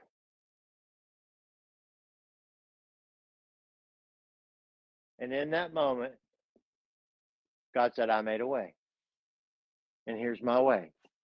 No other man could make this way. And parted the Red Sea, stood it up on ends, and dried out the ground instantly.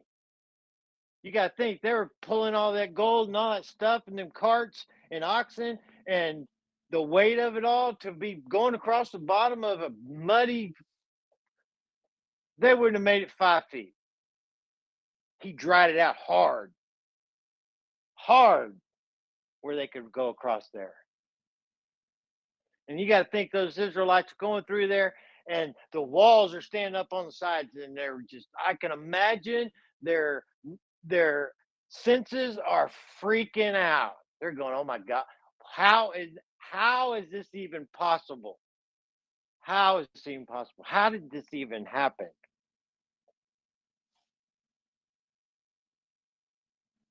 And then once they're almost to the other side, God says, "Okay, Pharaoh, go get them." Oh, I'm gonna go get them. I can see them. I can get them before they get all the way across there. Let's go, boys. He gets his whole army down in there as the Israelites are coming out the other side.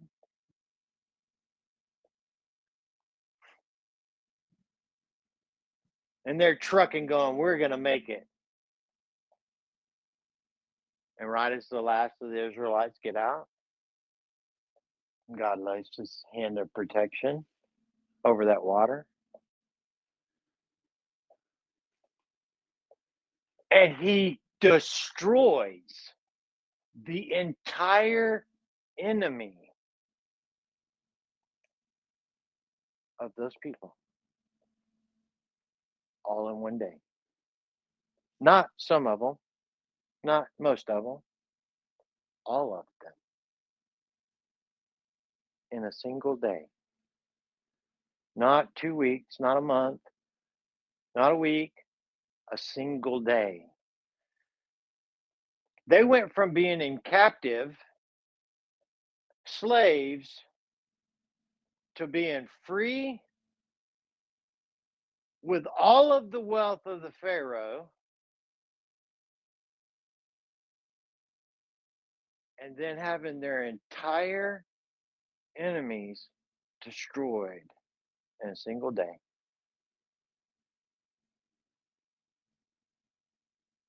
So, what's God going to do for us? He's doing our Red Sea moment right now. We've been going through the plagues,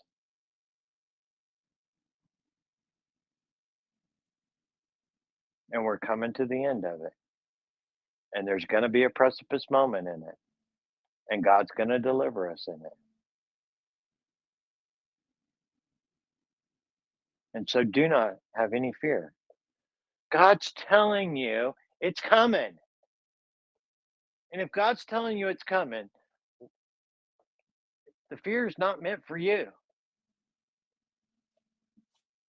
The fear is meant for them because they are already in fear and in panic. The few that are left. Because the only ones that are really left are the local governments, the small municipalities, the people and the structures across the country and around the world that are still operating at the bottom levels and still were they did they have access to means and ways? Yes, they did, but they are all the bottom of the tree. All are the bottom of the tree. They're all the low hanging fruit. This is not about the midterms, has nothing to do with the midterms. The only thing that this has to do with the midterms is for the people that are stinking asleep, and it's a way to reference the things that they're seeing and the events that are taking place so that they can understand it and start to wake up from it. But in reality, it's got nothing to do with the midterms. Has nothing.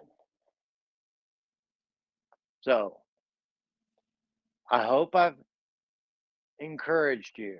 I hope I've set these stories straight. There is a Nesara. There is a Gesara.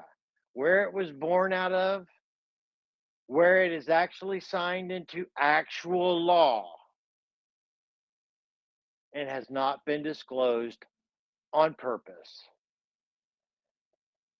but then has been brought up before the Hague and has actually been approved for that very thing.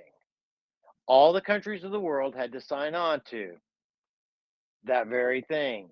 206 nations.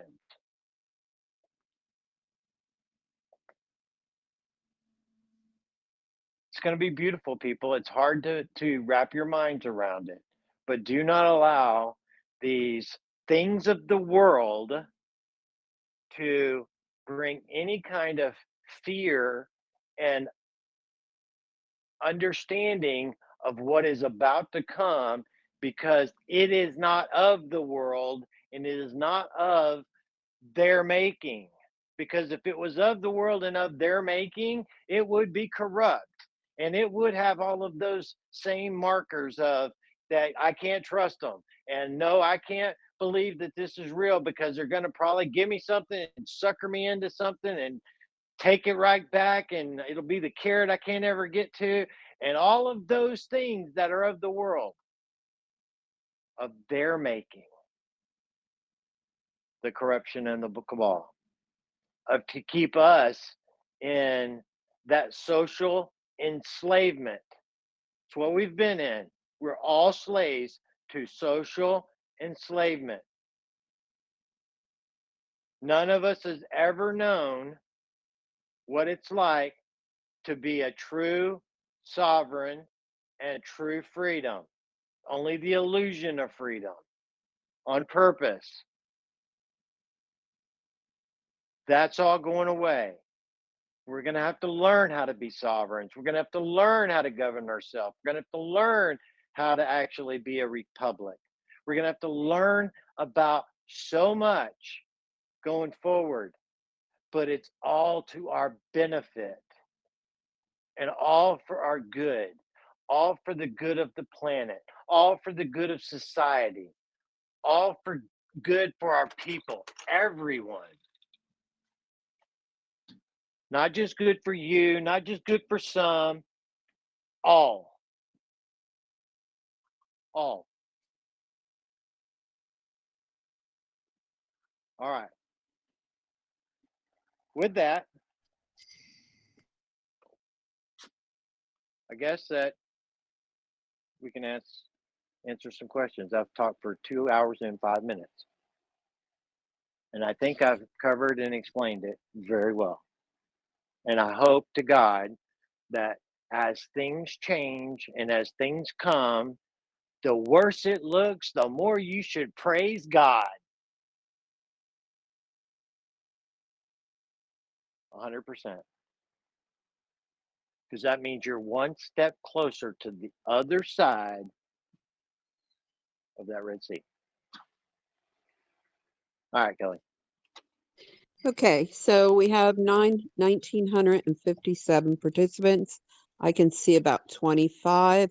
I see one hand raised, so we're going to go with that person because she's been very patient, and then we'll go on to a post. I post it with questions. Let's see. Kelly, you're unmuted.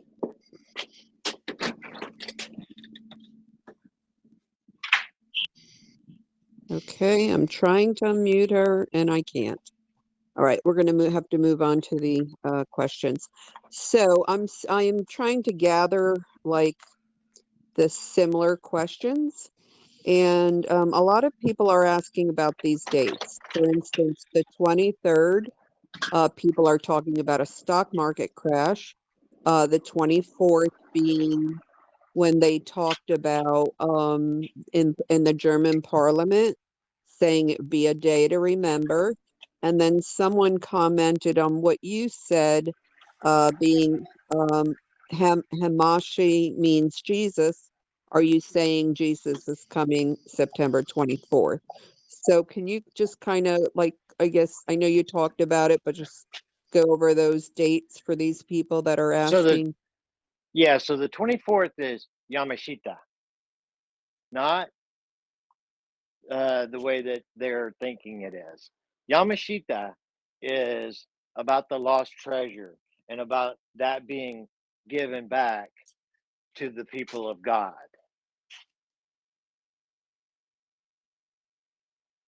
And so what's the Isn't that in representation of that is that it's was the 70th year that the story when all of that were not the Israelites, but the children of God were basically set free and delivered.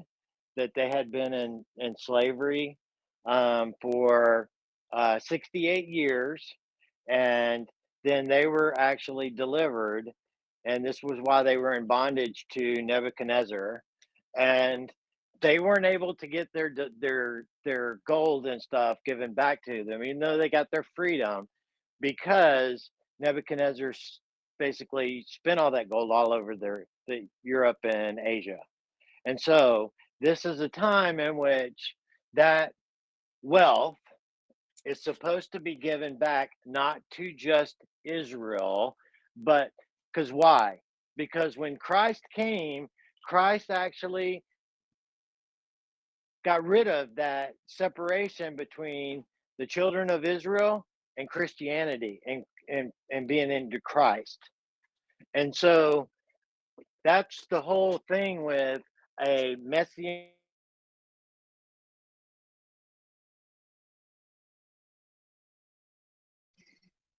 Kyle? We can't hear you.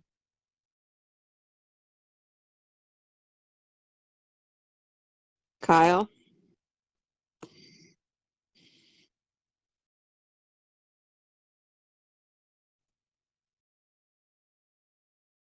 Kyle, I'm not sure if I'm the only one that can't hear you.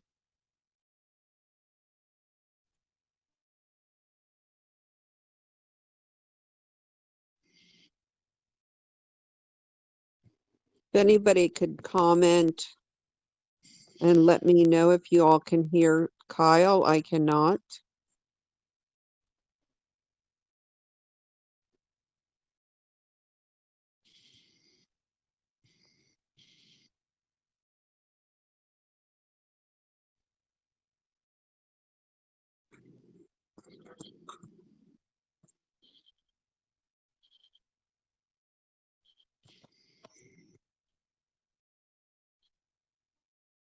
Okay, everybody, just hang on a second. Kyle had to come back in to the chat. We're having a little bit of technical difficulties.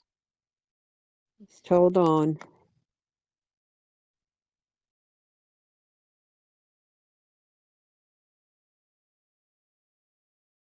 Let me just text him. One sec.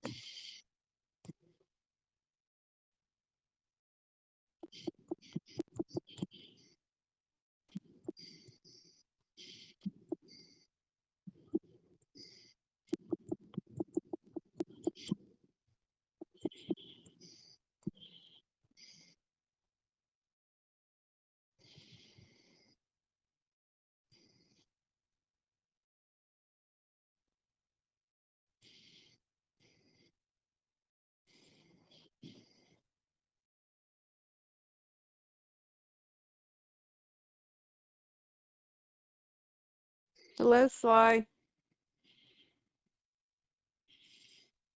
Hi, how are you? I'm doing good. I'm just waiting for Kyle to come back. I don't know where he went. Maybe he got dropped out and he's got to come back in because that happened on Major Freddy's channel too. So I'm sure Yeah, he'll be back. we've got a lot of people here, so all of a sudden I couldn't hear him, and then I looked and he was gone. Last time that Maybe happened you too, he got thrown out. should go over that article that you dropped while it's quiet. Which one, honey? Said you want to discuss something that you dropped. Did you discuss that already or did I miss it? Um, no, we were just talking about the dates, the 23rd, the 24th. He was just kind of explaining that before he dropped off. I don't really know much about that, so I can't speak of it.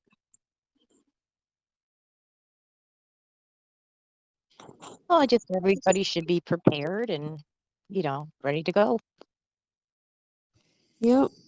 I mean, I've seen a lot of questions in the chat about when is it going to happen? We don't know, and Kyle has said that many times. I've seen questions about when will med beds be coming. That's another thing that we don't know for sure. No one knows. But we do know they are a thing and they will be available. I'm trying to see if there's any other questions I see that I can answer until Kyle gets back.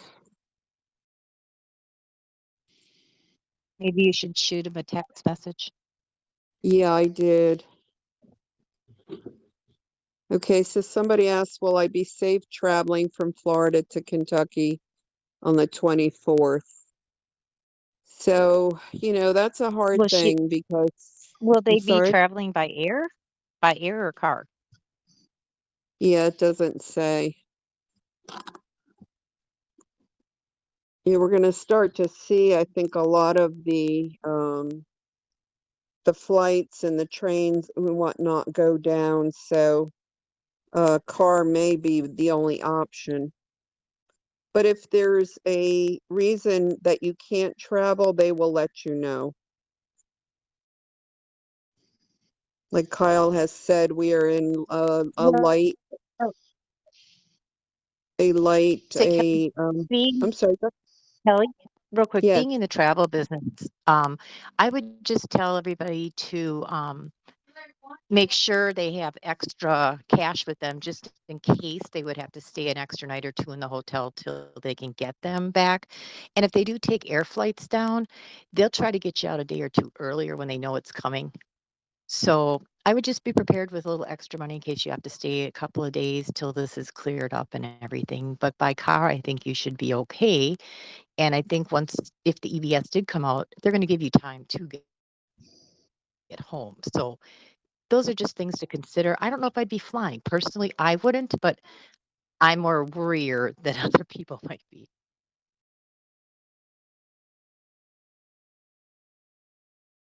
I'd agree with that also about flying.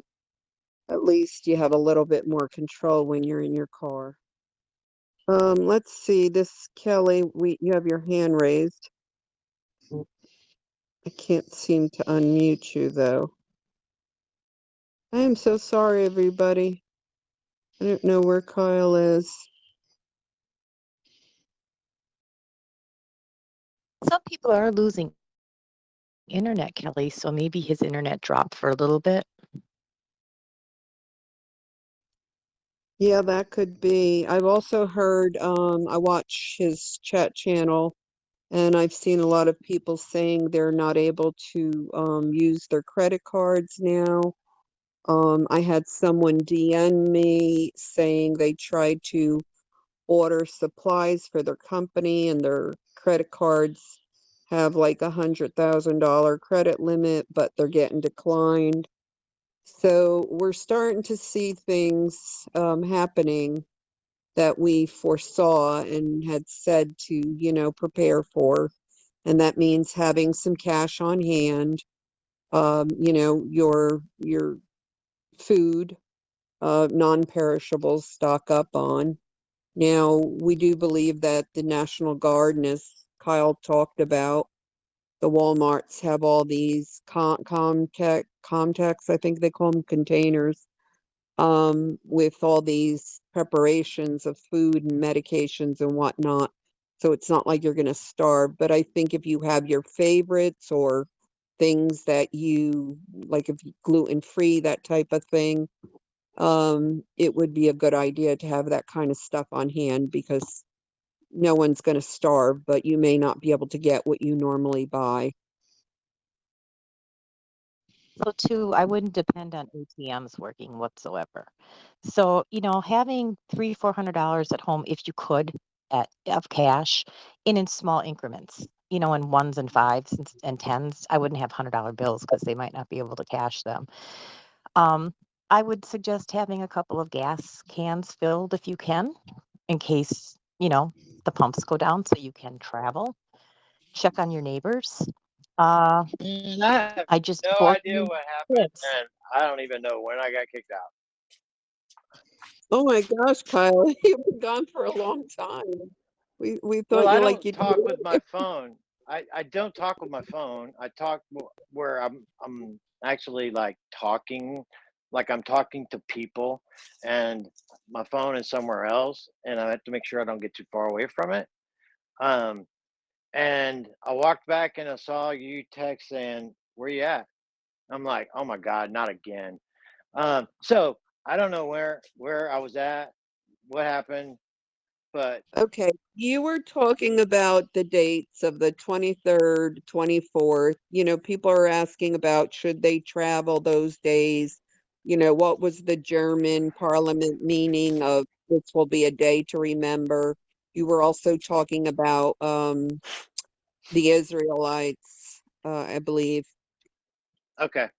All right. So yes, those days are real. Yamashita is the 24th, Feast of Tabernacles 25th, and yes, those are going to be big days. That's huge days. Whether it's the day before, the day after, doesn't really matter. Something huge is going to happen.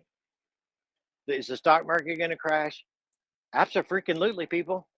It's going to crash. It is going to crash. But your 401ks and those things that you do not have the control over because corrupt entities and corrupt financial institutions have been manipulating that stuff for years and pillaging it. Trump has said multiple times that your 401ks are safe. But he's also said that when people see these bad things in the stock market going south, they're seeing their money go away.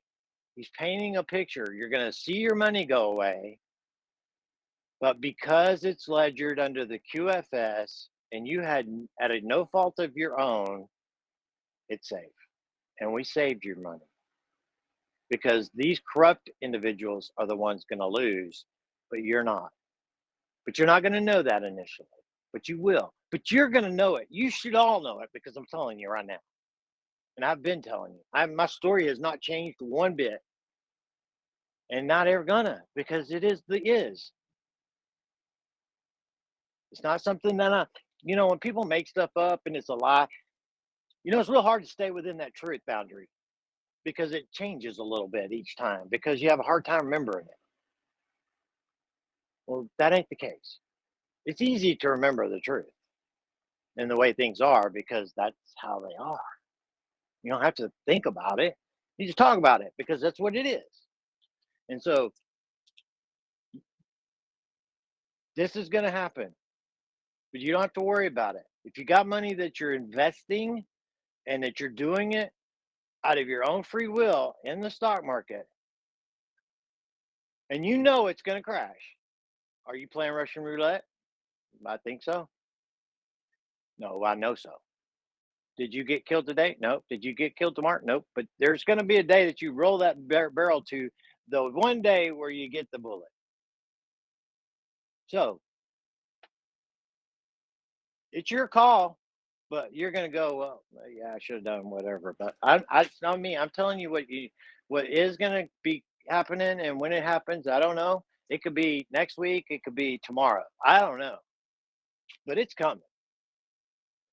I mean, look at what's happened last two. I said 2 days ago, I think it was, there's going to be no more dead cat bounces. None. It's going to keep on going down, going to keep on going down. And then the day that they pull the freaking plug on it, it's going to go straight down and you ain't going to be able to recover. You're not going to be able to get in there quick enough to do anything.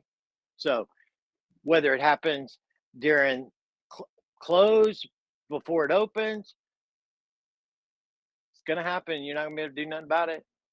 So, you can either listen or not. I don't. It's not my to make you do anything. I'm not trying to make anybody. I'm not trying to make you believe it. I'm giving you information. You can do what you want with it, but you can't say I didn't know. Now the other Okay. thing with those the Israelites and all that kind of stuff with these dates, it's happening just like the day that they were going down to the Red Sea, right? This is our Red Sea moment. We're being delivered, and we know these events are coming. And that Israelite should have got him some lawn chairs, some Kool-Aid, or some tea, got him some ice, got him a cooler, so that when they got down there to the Red Sea and everybody was freaking out, he could have whipped out his chairs, got him a little tent up, and plopped down and said, "All right, Lord, what are you going to do now? It's your call. I'm going to sit here and wait on you." While everybody's freaking out, I'm ready. It's a perspective, what I was painting a picture of right there. And so, are you going to be the others, unprepared and freaking out? Or are you going to be the guy that's going to sit there in your lawn chairs, have your tea going, "Okay, Lord, what are you going to do? I know it's your ball's in your court." That's where we're at right now. So don't Did freak you out. did you also take a look at that picture that I text you with BK with the light switch? And then on the 24th, it looks like he's flipping it up. And then on the 29th, there's a silhouette of a picture that I just noticed was Trump, and I located the picture of Trump. He was actually walking down these stairs of, I guess, Air Force One with an It was there. umbrella. Yeah, it was Air Force One, and the lightning. If you were to expand that picture out, there's another picture that is an expanded picture that goes up to a source. I'm just going to leave it at that. That is creating that lightning, that is creating that effect. And so, when you get those pictures of the green background, the red means stop the hold, the green go, lights on, lights off, and the energy, electricity is uh, basically nothing more than electrons and neutrons being charged up and moving, whether it's through lightning, whether it's through laser, or however it is. And so I think this is a foreshadowing of exactly the kind of stuff I'm talking to you about right now. Just leave it at that. Okay, here's a question you hear often. What happens when everyone gets a boatload of money? Who will do the work to keep the country running? Okay.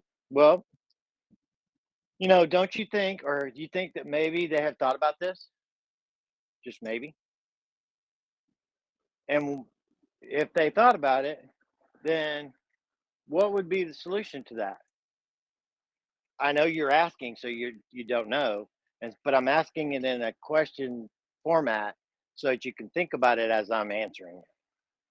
Well, this is what is being considered the fourth industrial revolution. And when you go into the fourth industrial revolution, the same thing happened in the industrial revolution. And if you know what happened in history, then it will kind of shed light on it. Well, what happened during the Industrial Revolution is that all of a sudden they started bringing in machines and the assembly line and all of this, you know, technology, which was rudiment at the time, but it also eliminated the workforce. And so when it eliminated the workforce, these individuals rebelled against that new technology. And they actually, if you go back and you look and read in history, they actually burned down and rioted facilities because of that very thing. But did it make their lives better in the long run? Yes, it did. But did they struggle? Yes, they because they lost their jobs and then they had to go find new work. And yes, it was difficult. So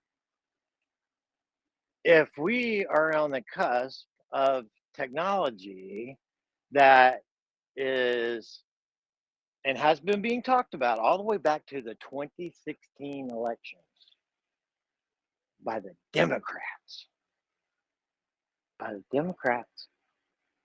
that the industrial revolution that is coming is going to put people out of work because they're not going to be needed and they're going to need to have, and we're not going to have to think about some kind of stipend to be able to put them on a means of being able to be paid because they're going to lose their job. And they may be 40, 50, 60 years old and they don't have the ability to go and be retrained and or time or what. And we're going to have to come up with a way to take care of them during this change that's going to make everything better because technology that's coming is going to eliminate two-thirds. Did you hear what I just said? Two-thirds of the workforce.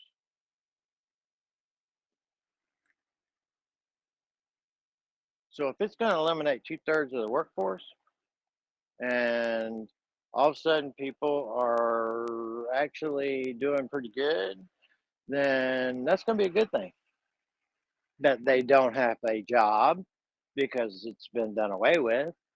And then the jobs that are going to be available are going to be very high paying jobs because they're going to be in positions of managing a situation that is very, very profitable for that company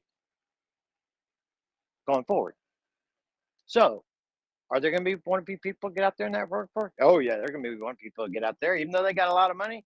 People, even though they got a lot of money, they want more money, especially if you're getting paid a lot to go do something that you want to be doing anyway. I'm talking about I want to go and do this because it's a good thing, and I want to go to work and not have to go to work to slave to try to get by and then be forced. I got to go to work. I can't change my job. I can't. So it's about a mindset of being changed that's coming. So is it a good thing that there's going to be financial stability for all people? Absolutely. Because a lot of those jobs that people had are going to disappear within a couple of years completely. I know this 100% fact because I work in an industry that we're doing it already, and people don't know that it's being prepared for very soon. Spent billions and billions of dollars preparing for when it goes live. So, Okay. The next one is, will all wars have to cease to usher in Nesara? And if so, which countries are still at war? so yes, all hostilities around the world have to stop, period, under Nesara. So the actions that are taking place right now are not under the pretext of an aggression of a war state. These are mostly all being done under special operations and for a specific goal and purpose, which is to take down the evil and corrupt that are still out there operating, and bio facilities that are still out there that need to be taken down. Like the Armenian stuff right now, that whole conflict that's going on right now, Armenia is about to get taken down because they are under the influence and control of the cabal, just like Ukraine was, and they have bio facilities there, and they also have trafficking and stuff that need to be taken care of there, and that's what's being done right now. Just like Taiwan, that's what's happened with Taiwan. That's what the United States and that's what Japan, that's what all these countries have been operating on these so-called exercises in the Northern Pacific. They've actually been working with taking down these facilities in China. Uh, Taiwan. So Taiwan's going down. It's going to be under the pretext that China is coming and taking it over. That's a means of a optic for the world for the precipice event of whatever's going on. But in reality, that's not the hostile events. That's the corrupt individuals being taken down and offline. 100%. So with Nesara, the only way to participate in the QFS and with Nesara is no hostile intent, period. Okay, Sinjin, I unmuted you. Do you have a question?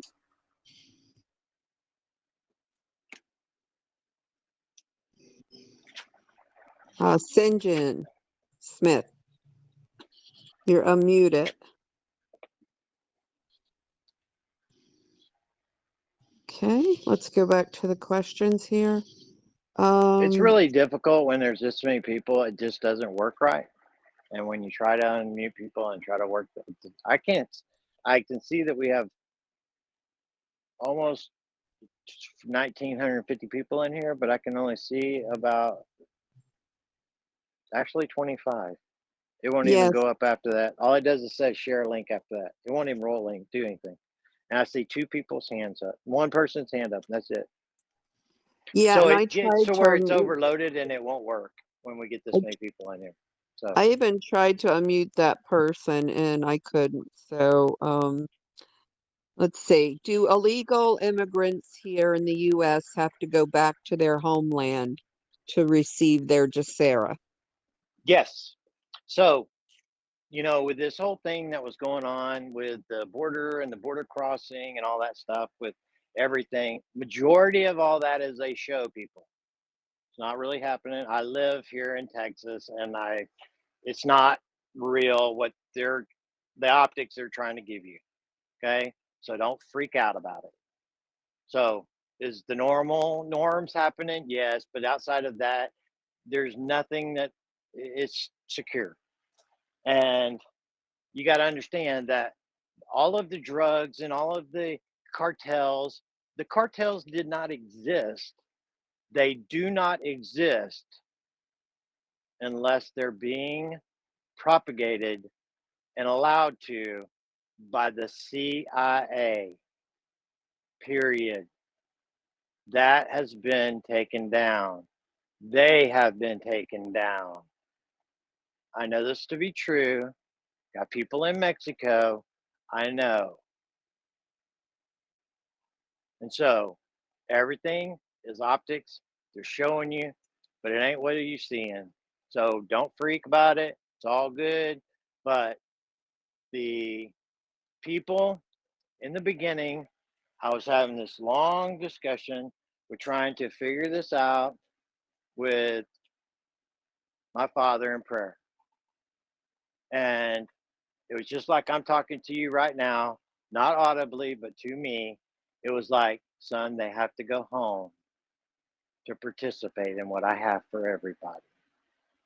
There's no way around it. And they will. And I started thinking about it after all that. And I was like, that's absolutely incredible. Because for all of the monies and all of the um, humanitarian situations, most people, the reason they came to America was for opportunity, nothing else, because their real love is their own their own land, their own families, and they come here, work, and send money to the people that are still left behind. That's what they do. And so, if all of a sudden all those opportunities and all that abundance for them to go home and rebuild their own communities and their own countries, and that's how they're going to be blessed in their future, that's not even going to be questioned. Even though there's no way to get involved in the financials with the QFS as an illegal alien, zero. And you can't operate any way, shape, or form, none outside of it. So it's going to be no big deal. Y'all need to go home. This is what is going to happen for you. And also, one of the things I was shown is that we're going to make it as easy as possible for them to make that journey home. As in, we're going to take care of that ability for them.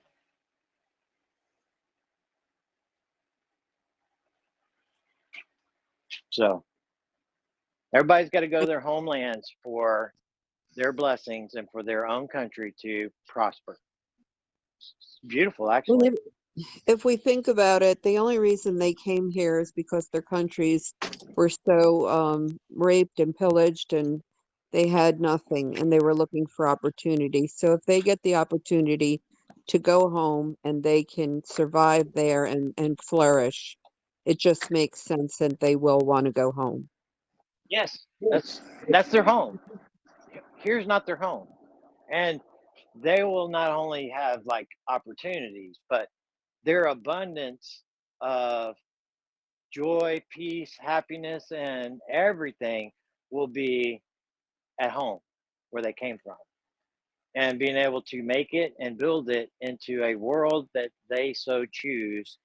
And there will be no hindrance in the financials for that to be done. And there will be no corruption or evil to get involved and say, no, you can't do that. You got to go through us and you got to apply for. No, all that stuff is going away. So the simplicity of it is absolutely incredible, but the beauty of it is just it's awesome. It's incredible. Okay, the next question is, hello, Captain Kyle. Can you please explain to us the DNA with our exchange? Do we have the people give us this magnificent technology in front of us the day for the RV and humanitarian project exchange? Okay, so our DNA had been manipulated over a long period of time, and it had been depleted in what it is in original structure and characteristics of what it was. But the good thing about it was the initial code that God placed in each and every one of our DNA is still there. And so the whole attack on this transhumanism with the squirt was all about removing that part of the code that was God's imprint on your DNA to bring separation between you and God the Father, source, whoever you want to look at him to be. I just, in my terminology, it's easier for me to understand him as my father. But in reality, he's not our father. He's our father, our mother, our brother, our confidant, all and everything that we could ever, ever want, hope, or need. all the above. So any way that you want to refer to God is okay because he meets that criteria for you and for everyone else as well too. So whether you like it or not, doesn't really matter. But he is all, all the above. And so the change that had been being done was intentional to bring separation between man and God. This was the enemy's last attempt to try to bring separation between man and his creation and to allow the enemy to keep complete control and domination over this planet, this world, whatever you want to call it. I don't care, doesn't matter. But that did not succeed. And the higher intelligence, we'll call it whatever you want on that as well, that you can call it angels. You God has got it. I'm tired of people putting God in a box. And that's what people have been doing. My God is in no box. So he's opened my eyes to so many things that was a part of control and limiting God in the perspective of man and what man's eyes were. That was a part of those boxes to keep God in, that allowed for domination of man through religion. Christ came against religion 100%. If you don't believe me, go back and read it. Did he go against the money changers? Oh, yes, he did. He came against all that was a part of the power and control of the church of that time because of what it represented. And that is the same, that is still true today in every shape, form, and fashion that you have with organized religion, period. Well, as of about the early to mid 60s, only a couple of people have I ever told this to. People had their DNA changed, not by man, not by whatever you want to think, but it was upgraded by our Father in however way that He chose to do it. Just going to leave it at that. So, people that were born in the late 50s, early 60s, and on had an innate ability of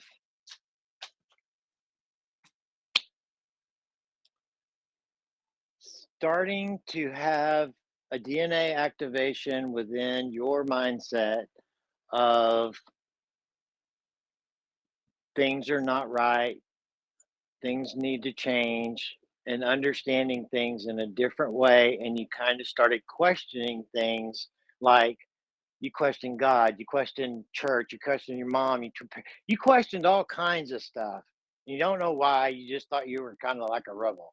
Well, that was that DNA that came into your existence in that time period. Some people want to say that it was light workers. Some, I don't care what it is. I just know what Father showed me, and it was basically our upgrade to our DNA was giving us innate abilities that we were supposed to already have that they have been muting for a long time.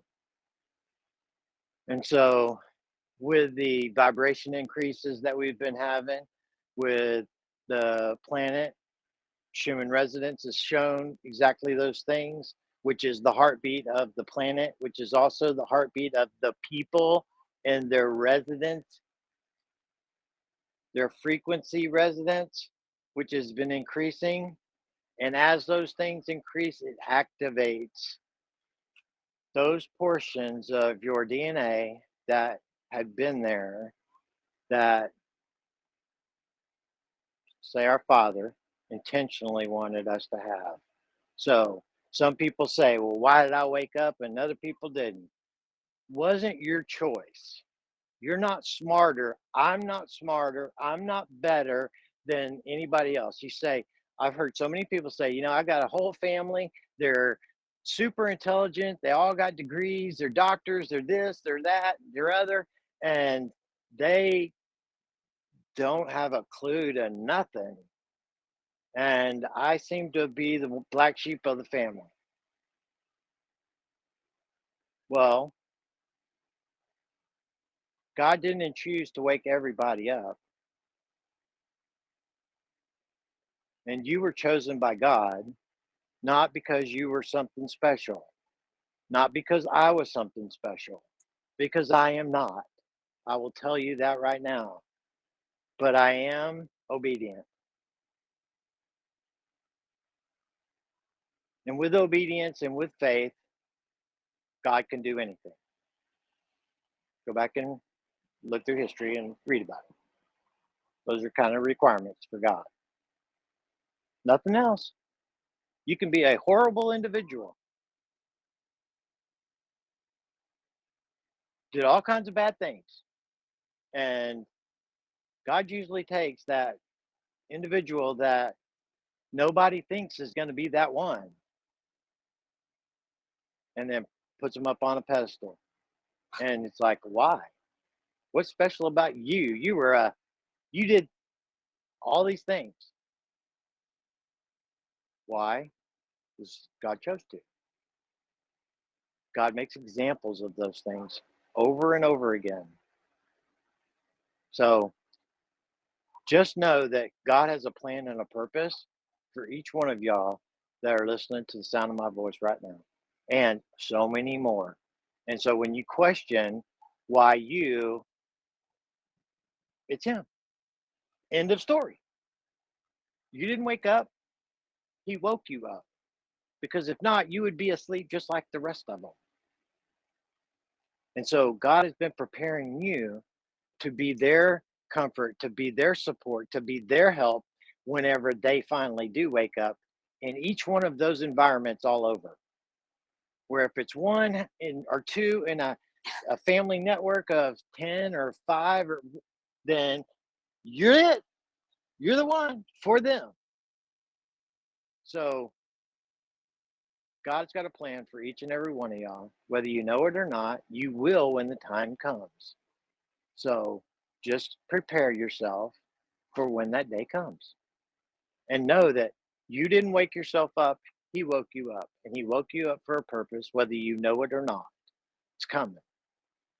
And actually, we're almost at that corner. But that purpose that He really has for you, it may not come for another year. And you could, everything be peachy and all these things. And all of a sudden, God kind of leads you to something that it's like, oh, this is what I've been preparing for this whole time. I could never see it then because I had no idea this even existed. That's how He operates. So just be encouraged by that. And don't worry about why you and why the others are still asleep, because you didn't have nothing to do with it. And neither did they. So, all right.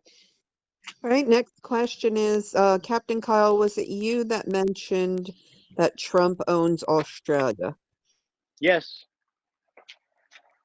Yeah, I did. So, um, uh, the stock market, um, the land accords, the golly, that caught me off guard. Where I can't. The um, the Lincoln Accord, and there's several of them that are defunct, and because of that, um, they were consumed into the stock market. The stock market, basically, Trump actually took it over and is basically the owner of the stock market. And because whether people want to believe it or not, the stock market is not a part of the government, and it is not a um, free institution. It's privately owned and always has been, and it's been a scam for everybody. The stock market in England, same thing. They all have, and you can find this all out through information. Um, I'll dig up that um, the accords and the stuff, and then I'll get with Kelly, and I'll have Kelly post it to the channel. And when that accord is broken, because like with just like the banks and the 14th Amendment, the 16th Amendment, all that, none of that was ratified. It's all illegal. And so all that goes away. When all that goes away, then you have to revert back to prior and how or who owned or where was it influenced by to get its purpose. But just because, get this, just because Trump is now the legal owner of Australia, I don't care if you think I'm a quack, I don't. That doesn't matter. The deal with that is that it's going under its own republic and not be in a privately owned situation, period. So it's going to be 100% forfeited back to you as the people. And you will have complete control of your own republic. That's what's important. And special forces will make sure that that happens, not only with your special forces, but ours as well as the collaboration of other special forces around the world. So, Kyle, did we also talk about Australia and Canada possibly become part of America? Yes, and they're gonna be in a certain way, but not like America. This is gonna be like we're their like sibling, and they're gonna be their own republic. We're our own republic, but we're gonna be like brother and sister. Let's just put it like that. Awesome. Okay, here's a good question. What areas or sectors of technology will be the most in need within the next couple years? Are they areas we are all familiar with from a vendor neutral standpoint, or will these high-paying tech jobs be a whole new industry that is not available to learn right now? So some of it is somewhat available, and that is some of the integration of technologies, which is like what I'm talking about with that is the um, service industries and things of that nature, because service industries are going to always be available and be good for the public, meaning that, you know, um, homes are still going to need plumbers. Things are still going to need to have hands on, like your things within your homes, within businesses. They're still going to need inside businesses, people that are going to be like uh, the IT department. And there's going to be integration of the old technologies into the new technologies for a period of time as the conversion out of old technologies gets done away with, which is going to be years in the process completely. Um, but then we're going to have things that are going to be new technologies of like say vehicles and stuff like that. Um, I started to take a picture today. I was driving along. I was coming back from Houston downtown. I was coming back to my house, and it's just 30 miles from Houston. So I was driving along, and I noticed on when I was leaving, I was like, that car dealership. It's a big Chevy dealership, right? And it had maybe 20% of the amount of new vehicles on the lot that it should have at this time of the year, meaning September going into the new year. They should have like all the all the new cars for next year, all just being pounded into the lots. But it ain't got nothing to do with chips. And sorry to bust people's bubble, but that's all a freaking lie. People have been intentionally not building these vehicles because the new technology with the new vehicles and the new transportation where we're going over the next couple of years, when that technology gets disclosed to the public, they would not be able to sell these vehicles at all. If you go down, you see a truck that's a regular truck that 2 years, 3 years ago was a $35,000 truck. They're trying to sell it for $70,000 right now. It's freaking nuts. It is the most craziest thing you ever seen in your life. And they wouldn't be able to do that as soon as this technology comes out. So they're trying to do everything they can to make all these excuses and all this stuff and limit the availability and blah, blah, blah, blah, blah. It's all a uh, a ball trick. You know, you got the hats and they got the balls, and you're trying to find the ball, and they're showing you one thing, they're telling you another, and it's all baloney. Because as the new technology begins to come out, those are going to be worthless. I mean, they're not going to be able to hardly sell them, so they're going to have to practically give them away. So regular vehicles are going to be changing completely. Um, Fuel, gasoline, all that kind of stuff, that's going away relatively soon in the next few years, um, to a certain degree, not completely.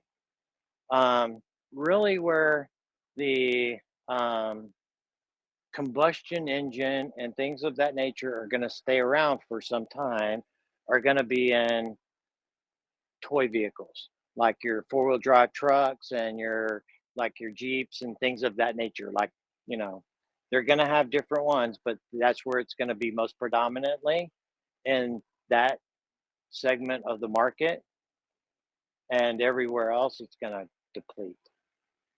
And so the new technologies that are coming, just like in hospitals, um, most of your doctors and most of your they're not going to be freaking needed. They're basically, when all this comes down, the they're going to have to realign themselves to either get involved in the holistic nature event, which none of them have been trained for, none of them have any idea, by design, on purpose. I just went to my doctor yesterday for a checkup to talk to, and he never he's just it's out of he doesn't know squat about anything. And it's like, well, that's all right because it's all coming. And when it does, you can have talk with me because I see you on a regular basis. I'm friends with him, and but it's going to blindside him.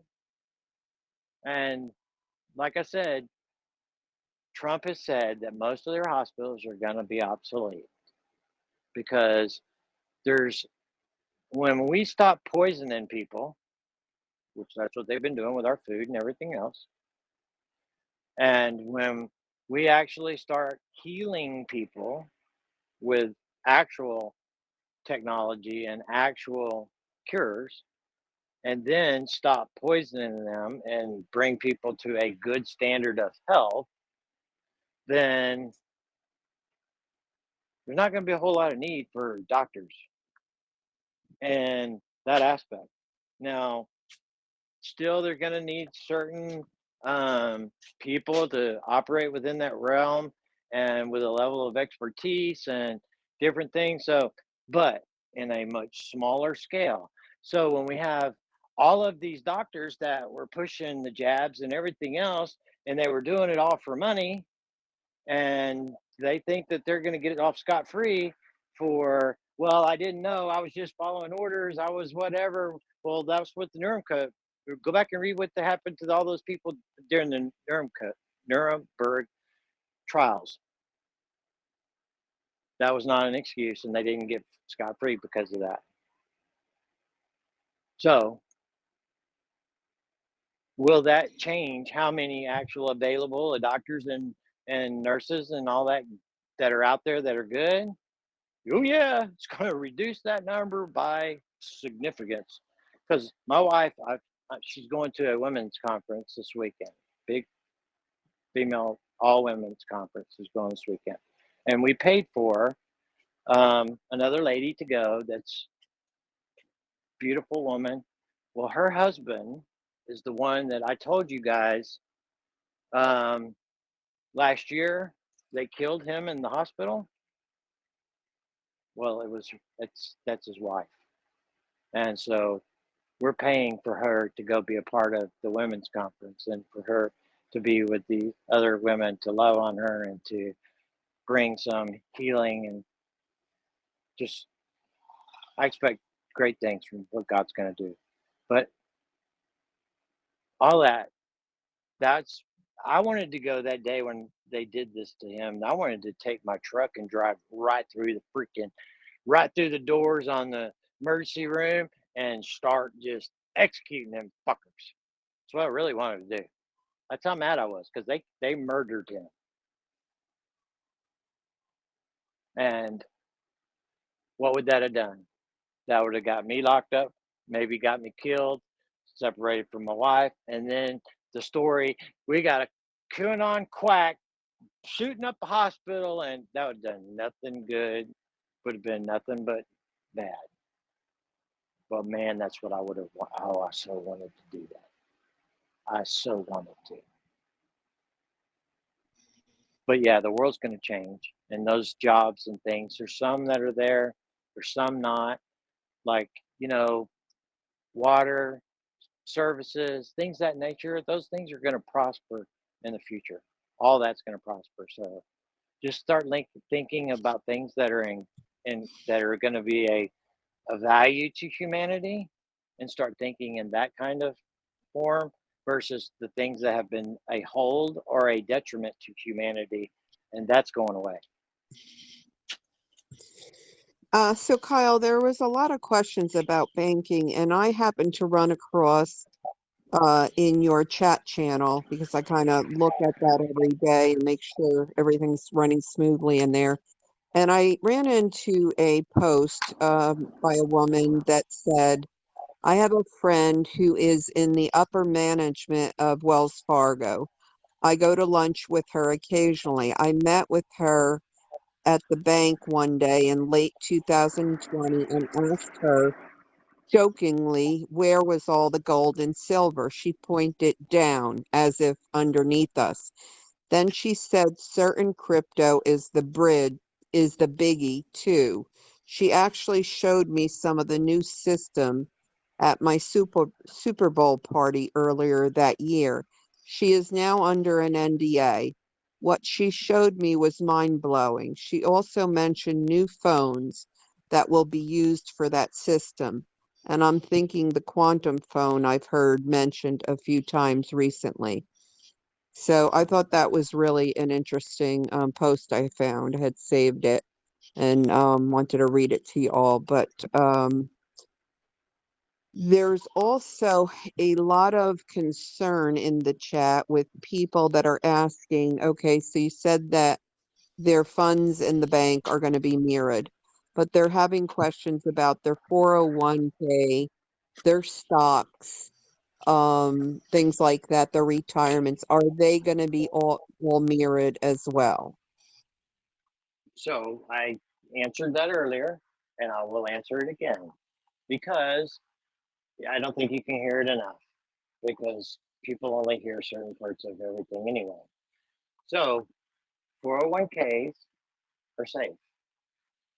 Anything that has to do with a retirement account is safe. It doesn't matter if it's invested in a fake, phony stock market or not. It is a retirement account that a financial planner or an advisor has control over outside of your authority.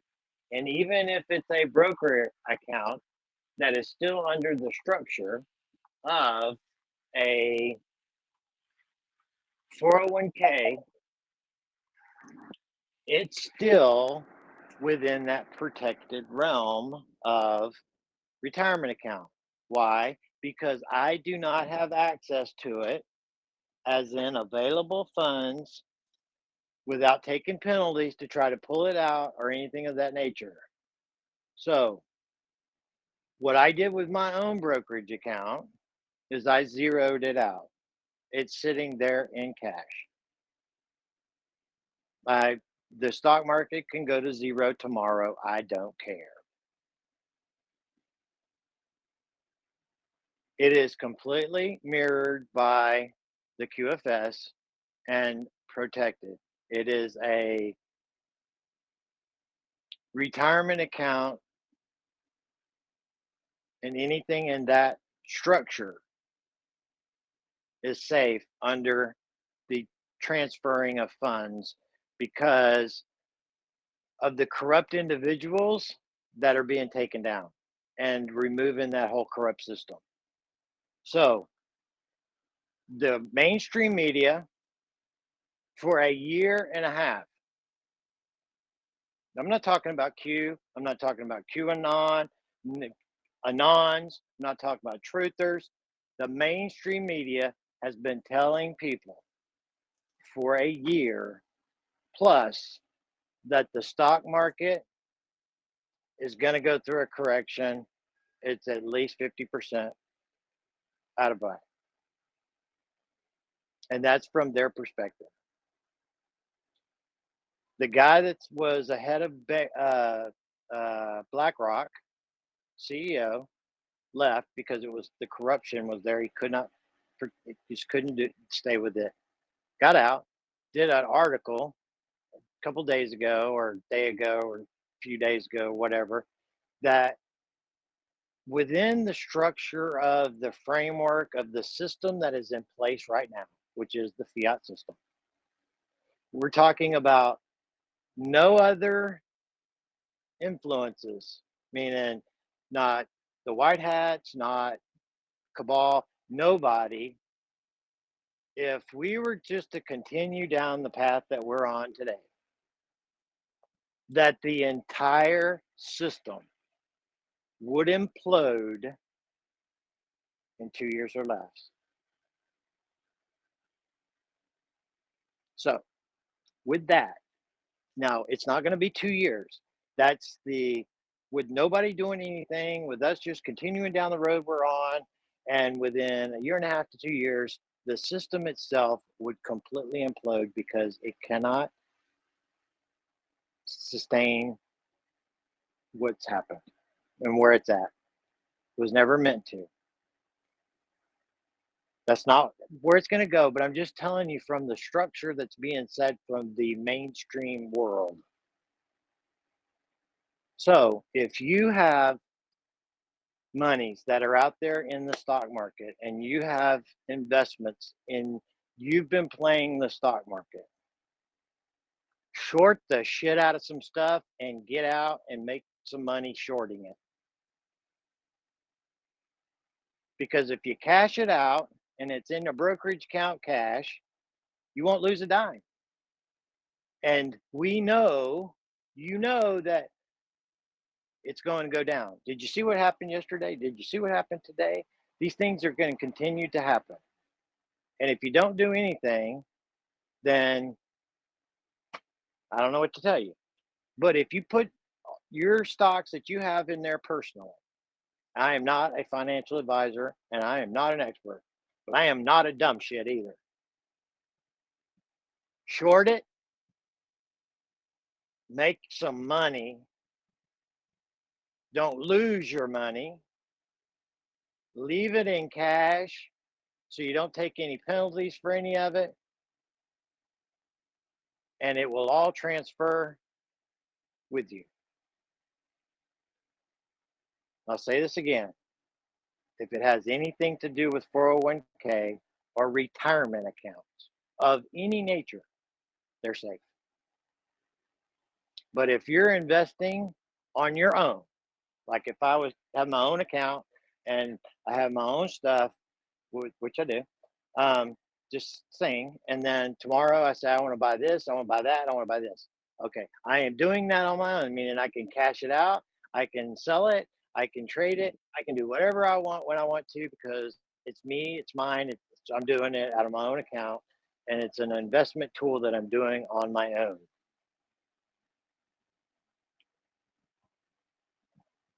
If you lose that, you lose that.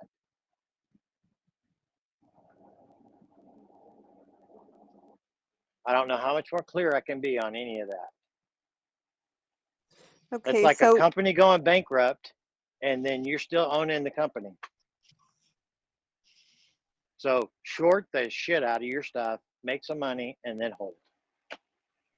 If it's a personal thing, if it's not a retirement account, it's a totally different thing. So I want people to understand the difference between the two. So there you go. So people are also concerned about their Social Security and disability benefits and retirement age. Those are the easiest. So Social Security, your benefits are going to go up. Your disability benefits are going to go up. And your retirement age is going to go down. It's just the way it is. So what I've heard that the as much as your Social Security and your disability are going to potentially double to triple, and your the retirement age has been talked about anywhere from 55 to 58 to 59, and I'm personal belief in favor to the things that I've heard the most is that it'll probably end up around 55, 56.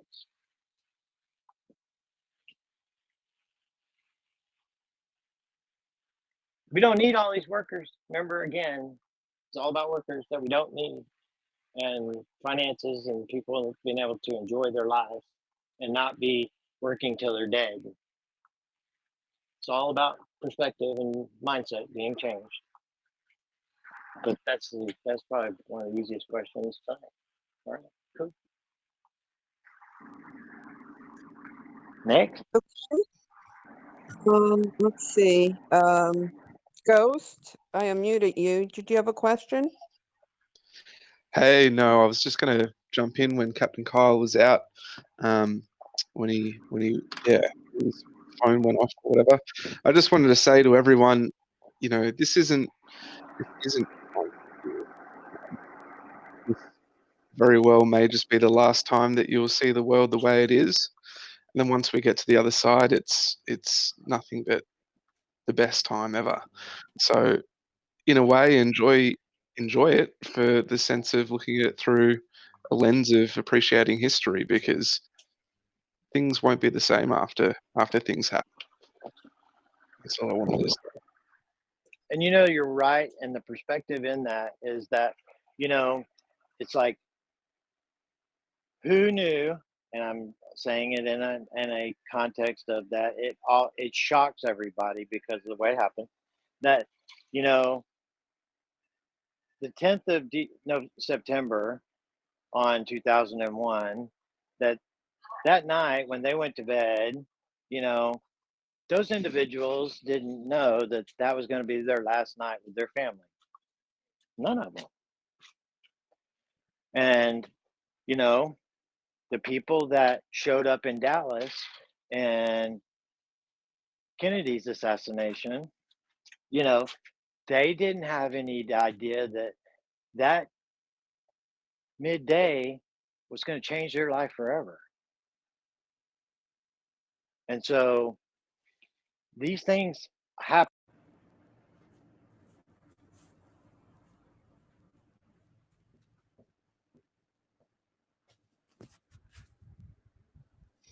Kyle, we lost you. I don't know if you're walking too far again. Hold on just a second. Okay. My I'm like, please don't leave me again. earbud just went dead. Hold on. Okay. Hold on just a second.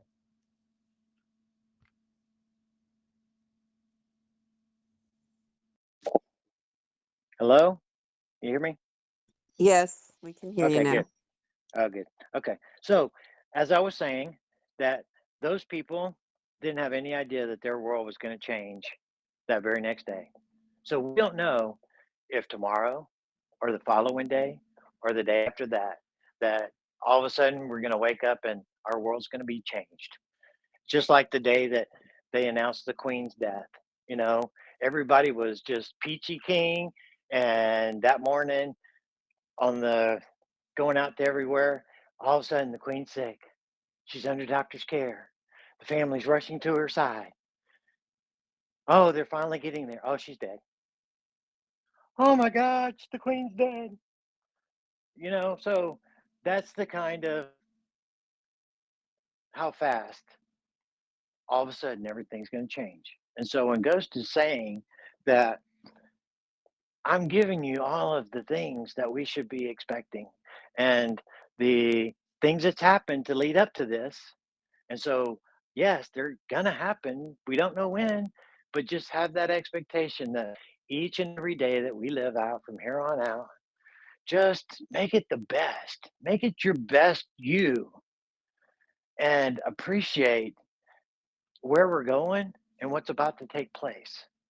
Because the other side is you're not going to recognize this stuff. Even with me telling you these things, when they start announcing it, and all right, just say, to give you an example. They said, all right, Gesara, your debts are gone. You all got, all your financiers are good. Go to your bank. You get your accounts, show up, and your whole world just changed that quick. And it's your senses are going to have a difficult time processing all those changes. So just be living every day with an expectation and with your very best you.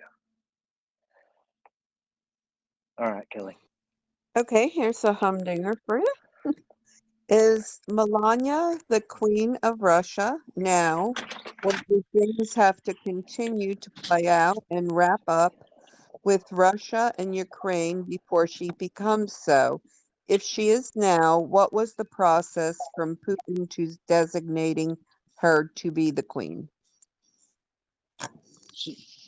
So I would say that yes, that as in the rightful heir to that, she is. Um, but whether or not that's the plan, as far as with what God's plan is for the quantum and with the quantum existence for the world, um, this is my own perspective now. I don't believe that there's going to be any one individuals that are going to be kings and queens of that nature. Now, she may have that type of that honorary role title placed upon her for her heritage to be um, restored. But as far as having like a monarchy or any of that kind of nature, no, that's all gone. Every country is going to be under a republic, 100% republic, and you cannot have a monarchy with sovereign people. Just remember that. It's hard for people to understand that, but I think that just in namesake, she'll have her name restored. But outside of that, no. Okay, that wasn't that hard, was it? No, that was good. Okay, how will the greediness of people be handled? The homeless helped who have no address. The cabal is evil and going down. but we have evil in general and people also. What's the plan for these people in these situations? So what what really causes um, most um, crime, theft, um, divorce, all those things? It's usually money and some kind of lack of, whether it depends on how you're being oppressed in it. Um, that's usually the root of it all. Money is usually the root of all of that. And so when you remove that root of lack in any shape, form, or fashion, that you don't have to worry about, am I going to be on the street or tomorrow or not? The homeless are going to be all taken care of. They're this whole thing with people homeless on the street, that shit's going away. 100%. There's no reason for it. None. If you think about the Rothschilds alone having 700 trillion dollars, that is enough money that every person, all 5 point whatever billion people we got on this planet,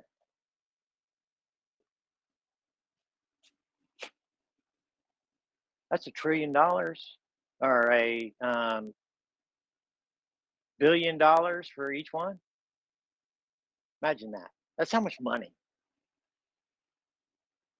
that they had, and how much the Vatican had. That, oh, we're praying for the the the the homeless and the oppressed, and we're drinking out of freaking gold goblets.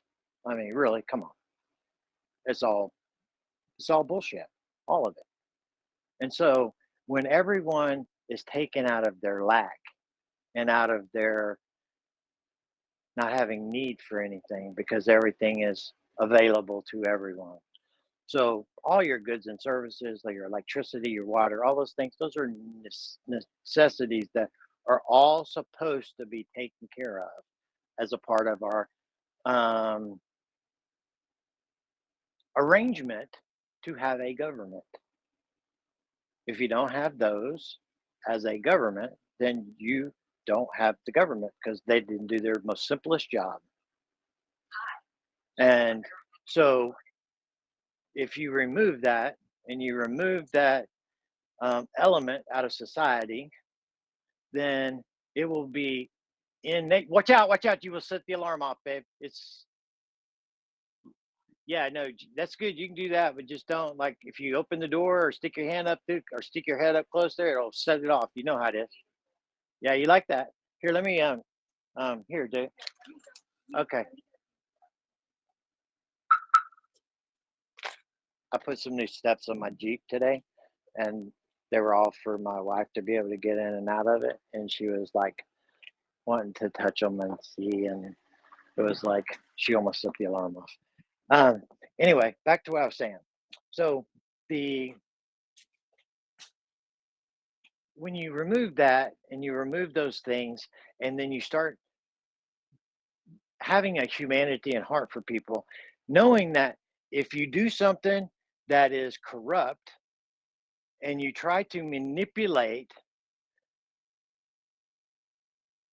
the QFS in its innate functionality, you will be caught and flagged, and you will be talked to about it.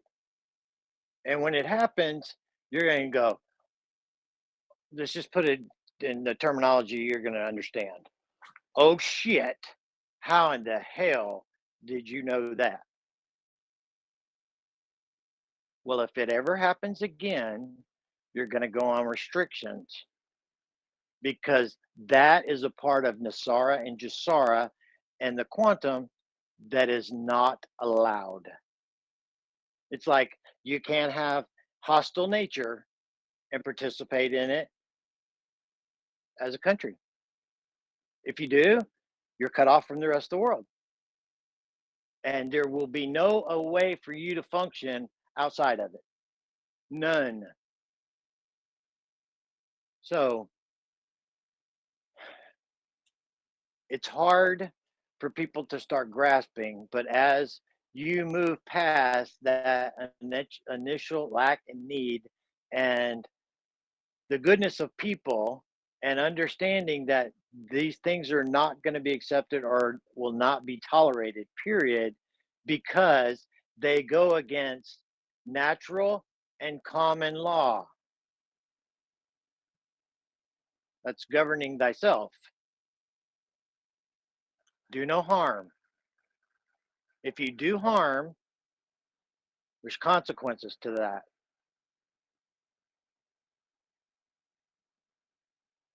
And so be encouraged that it is not a corrupt society that we're going to have to worry about, because it's all going to be a fair and just way of operating under God's law and with humanity.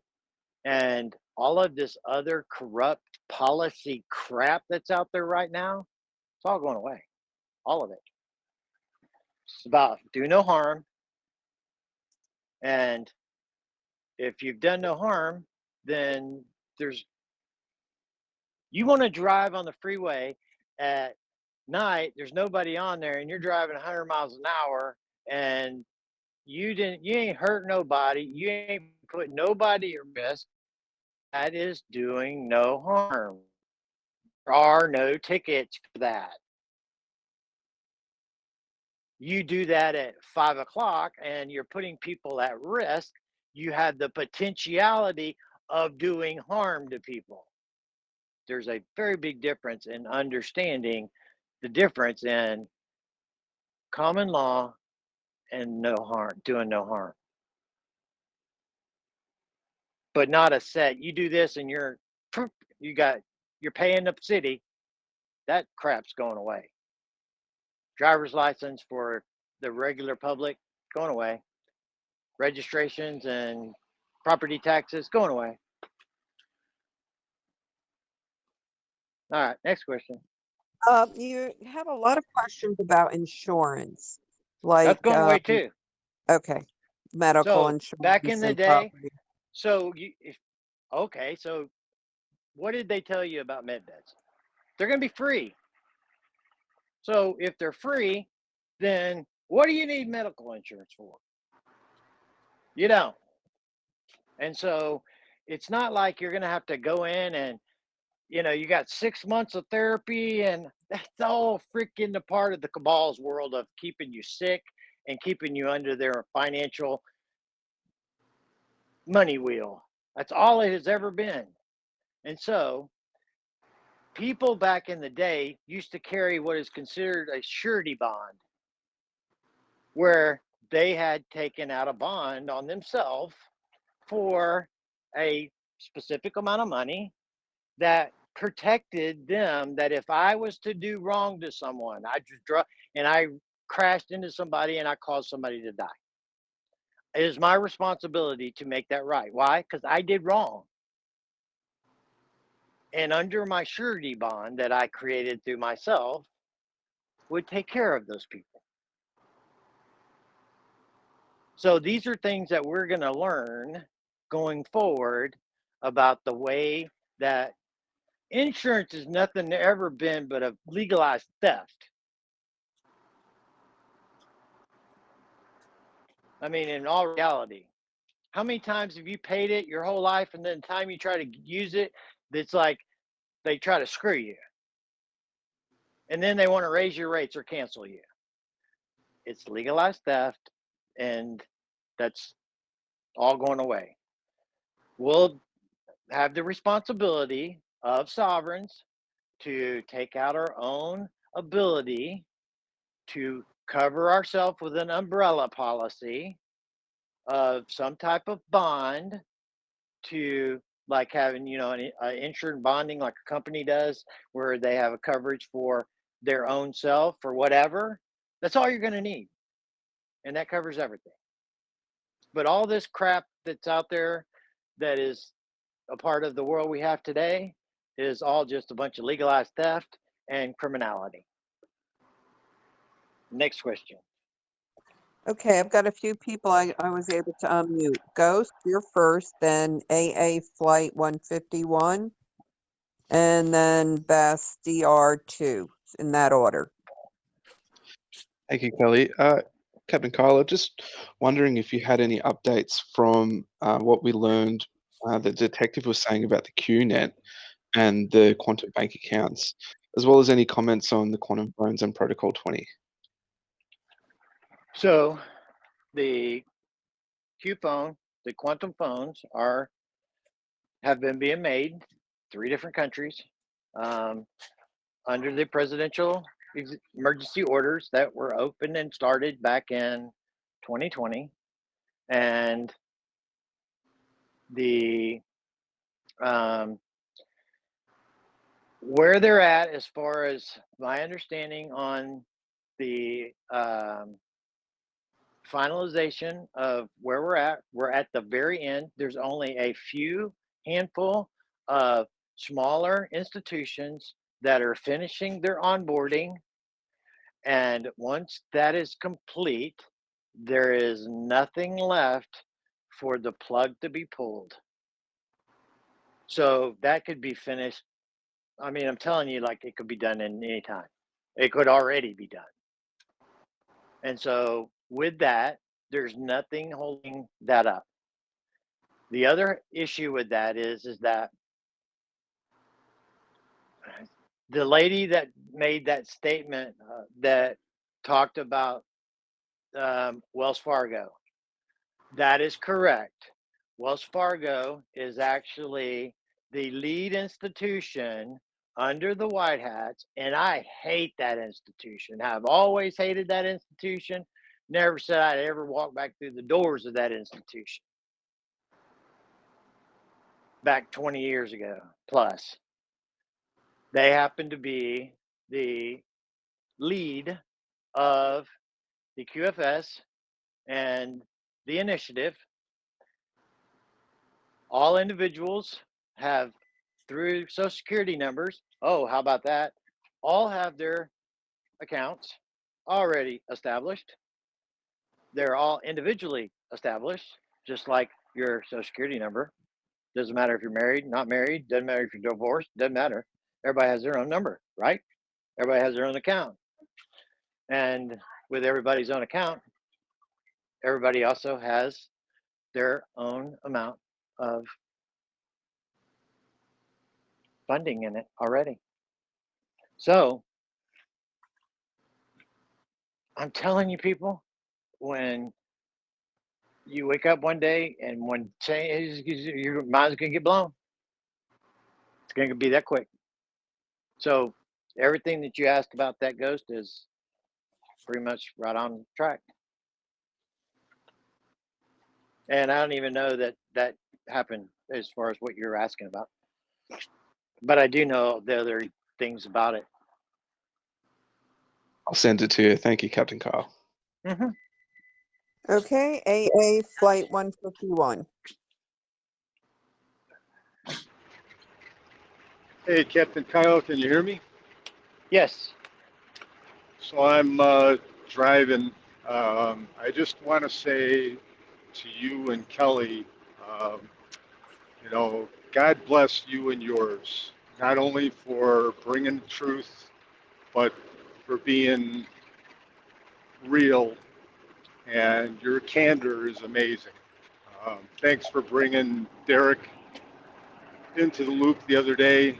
Um, I'll tell you what, God bless you and your families, honestly, and humbly from the bottom of my heart.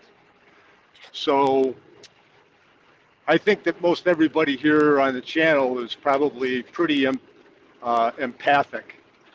At least that's my take from most of the questions and most of the people that are on here. And what we're going to need to do is we're going to need to forgive people, right? Even cranky old farts like myself. You got to forgive people and let go of the stuff, right? Because there's going to be a lot of people that are literally going to melt down and be on the side of the road weeping. Now, Yeah. I don't mean to say that. I don't mean to say that from the standpoint of scaring people, but that's what it's going to take.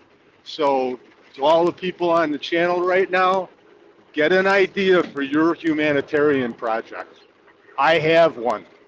I want to give dogs to veterans that have PTSD from guide dogs and seeing eye that can't be those types of dogs. But here's my question, and I'll get off not to be taking up too much time. What do you think's going to happen with the bar and the court system just in the future? And So thanks again. look under the bar and look under Rule 4, and it'll answer your question. It's abolished because the court itself is under the crown, and the crown itself is been a part of the 1871 Act. And as of the 1871 Act and the Crown initiative over the country, and the bar being the British Accreditation Registry, they're gone. And so the courts themselves, if they're not operating and designed to operate under constitutional law and common law, then that will be shut down as well. The reason being is that they won't be able to operate within the confines of the court structure going forward. Why did so many things get mentioned about the 300 judges that Trump placed into office? Every single one of those were constitutional judges, every single one of them. And the reason that they were all constitutional judges is that the court system will be able to operate in a limited capacity during the transition time of taking down the old system completely in the public's eye and reestablishing the new system under common law and constitutional law. Most of your attorneys are going to, and judges, if they decide that they want to continue in that profession, as long as they were not corrupt, they will have to be re-educated and retrained in constitutional law and common law to proceed forward. So the implications that we're going to have on family court, marriage, uh, absolutely everything that has to do with court oversight on your public life is going to change and will be in a particular kind of holding pattern. I don't know if it's a day or a week or 5. I don't know. Nobody has told me that specifically. I just know it's coming and has to be addressed because my wedding, even though I was wed and married in a church, in the eyes of God and through my marriage certificate, it was also certified through the court, through the state, through a judge. And so, will that have to be redefined as a sovereign? Yes. And how will that be defined? I don't know that yet. But we're all going to find that out together. That's why I said that your own quantum account is all individually. Everything is individually because we're all individual sovereigns. How we determine how we're going to go forward through that will be each person's choice through their free will. It's going to be a very interesting time going forward. And I think once we remove all of the hindrances and all of the corruption and all the crap out of the way, I think it's going to be really beautiful. And I'm really looking forward to it. And that was a very thoughtful question. Thank you, sir. Thank you. Okay, next up is Bass DR2 and then Arrow CSD. Captain Kyle, can you hear me? Yes. Okay, great. First of all, I want to say thank you. I listened to every one of your calls and you're so appreciated. And Kelly, you are too, for all of your help. My question on the 401ks, things have been mirrored and they know what it is. Do you know how far back they went and took those snapshots?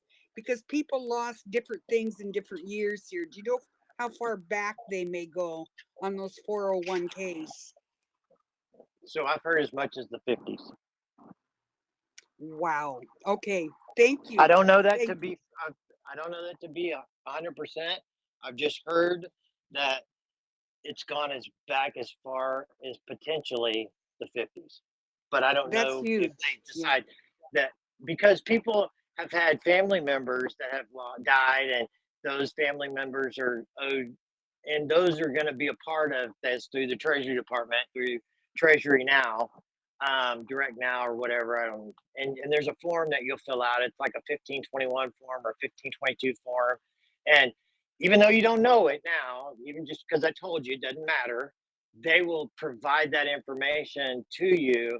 Like when you go in and you're talking to people, it's not going to be like you're trying to dig information out of them. It's like they're going to tell you about, like, okay, this is what we have for you because of your what we've taken because of the IRS and this and that and the other, and as far as your relatives, or did you have a spouse? So your spouse, yes, I did. It's okay. Well, this is what we're going to do for that. You fill this form out right here. This is the form. Once they're going to walk you through it all. There's no part of trying to weasel out of the payment and like, we might, if we just tell them just enough that they don't ask the right question. No, it's not going to be like that at all. So you don't have to know any of this stuff. They're going to help you with it, and they're going to be able to work all that information out. The questions you don't know what to ask, they're going to present them to you, whether you ask them or not. You're so appreciated. Thank you so much. Thank you. Okay, Arrow CSD. Hi, can everybody hear me? Yes. Okay, thanks, Captain Kyle, for all your information and spending all this time tonight on the chat. I just had a couple questions.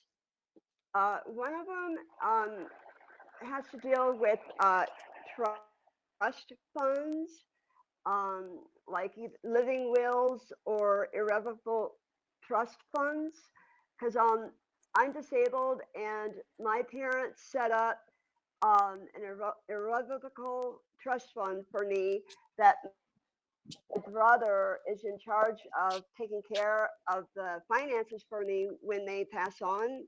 Actually, my mom did already, but my dad is like almost 92. So will that be okay when the transfer is over? And I have a couple more questions after that. Yes, but it will be structured in a lawful manner after the changeover. Right now, it's under a legal structure. And the difference between legal and lawful is, I don't even want to go there. So the structure of it will need to be changed, and it will be changed into the accordance of the laws. All right. And not to take away or to diminish in any shape, form, or fashion. But if there were potentialities in the way that it was legally established, that it could have some types of corruptible assets or entities within it, that will be removed.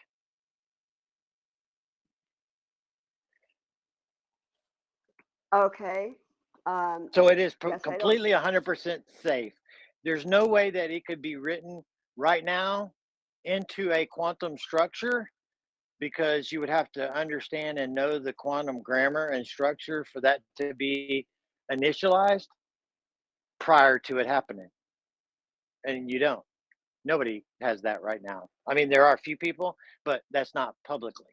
Um, so the like living wills and like I've got things. I've got like annuities and things of that nature. Well, those are just going to transfer over into the new system, and the beneficiary, all that's going to it's just going to be changed. It's just going to change into the new system and be reformatted into a lawful arrangement versus a legal arrangement. And if there's things that need to be worked out, it will be worked out in a lawful manner versus a legal, which may not be to your benefit. Understand? Yeah, I do. Okay. Now, at the moment, my brother is the only one that has access to my irrevocable trust fund. When things change over, will that still be the case, or will I be able to have access to it since the um, the funds that are like owed us, because of the social security number, birth certificate stuff, etc. That one, okay, like, Well, so let me stop you right there. Let me stop you right there. Okay.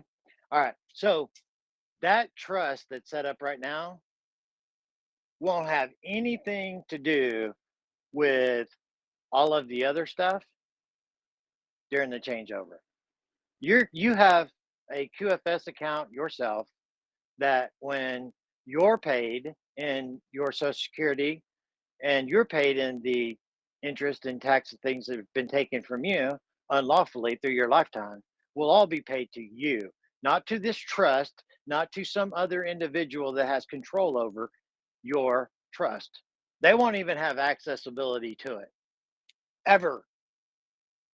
So you may not even, probably, there is a very high probability that you won't even need any of that other, even with it still available to you. Okay. okay. Just checking, just because I just I've only been No, living I'm on wanting SS. to, Yeah, yeah. So yeah. that's why I wanted to encourage you that that limitation that has been placed upon you will be removed with what is entitled back to you through what has been stolen from you through your lifetime. So the other thing, that's just going to be another, that's just going to be a cherry on top of you. So what you've had over there with that, with whatever, that's going to be still yours, but it ain't going to really matter when you get paid all the money that's been stolen from you. Your life has been stolen from you. Okay, thanks. Just it was just a concern, just because I've only been living on SSI and food stamps since 1994. So and like I only got $600 to my name in the bank at the moment. But anyway, my next question is um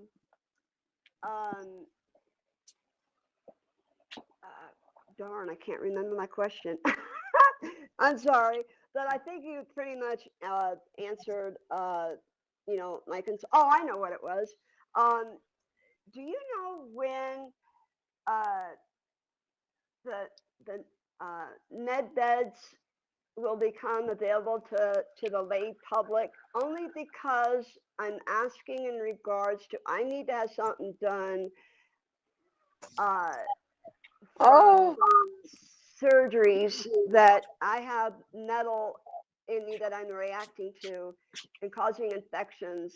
And I'm just worried about going back, having them go back in to remove the metal, because when they've been doing all this from illegal uh, manufacturers making devices that were fraudulent, and the FDA approved them knowing all that, and I got poisoned by Teflon and silicone and etc. And I've been having problems ever since when they try to go in and fix it. I'm just don't want to have to go through another surgery for that. And I was just curious if I can wait. That's all. Thanks. I am in a position of needing things to be fixed in my life and choosing to do the weight game on purpose. Um, and it's something very significant, but I'm not going to go into it. But it's very significant that I'm choosing to wait over, which causes a lot of difficulties for me within my life. And I'm just going to leave it at that. But the answer to the, the, the potential of med beds out to the public, people that are going to need med beds in a cancer they've been treating, they got something, people that are already in the systems of medical world that are in difficult times will be the top of the list as far as those being available to.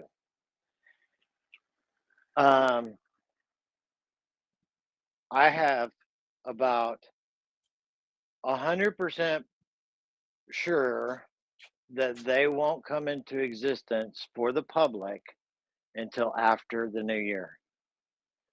I believe that when they become known to the public will be sometime maybe January or February. Okay, that was good because a lot of people were asking that in the comments. I just wanted to share a cool DM I received. It was, I just wanted to share that I got a speeding ticket and went to pay it online and it was zero due. That was from Arizona. So we're starting to hear a lot of these anomalies happen. You know, I'm going to give a little story too. I've got a certain situation financially that I've been dealing with my attorneys and other stuff and with the court. And I have two accounts that have been being paid into with my attorneys and with the court and all that kind of stuff. And since May, they have not made a single payment out of my account that I have placed into it for these established payments. And one payment would basically eliminate two forms of debt that I have, which is my wife's Lexus and my truck. One single payment. And it's like this payment has not been made on purpose for 4 months. That make absolutely no sense whatsoever. None. And I 100% believe that it's being left in a standing state on purpose to not clear the account for it to be rectified because there was a lot of illegal actions that were being done around all this, and this is a legal thing that I was in with suing and just whatever. It's doesn't matter. But it's like they've chosen on purpose not to close any of these accounts that it's got over I think $12,000 in my joint account for funding to be being taken care of, and it's just fucking sitting there. Excuse my French, I didn't mean to say, but it's just it don't make any sense whatsoever. And so I honestly believe it's being done because what happened is all these accounts got dropped down to a single payment where they're at, but none of them have been closed on purpose, I believe.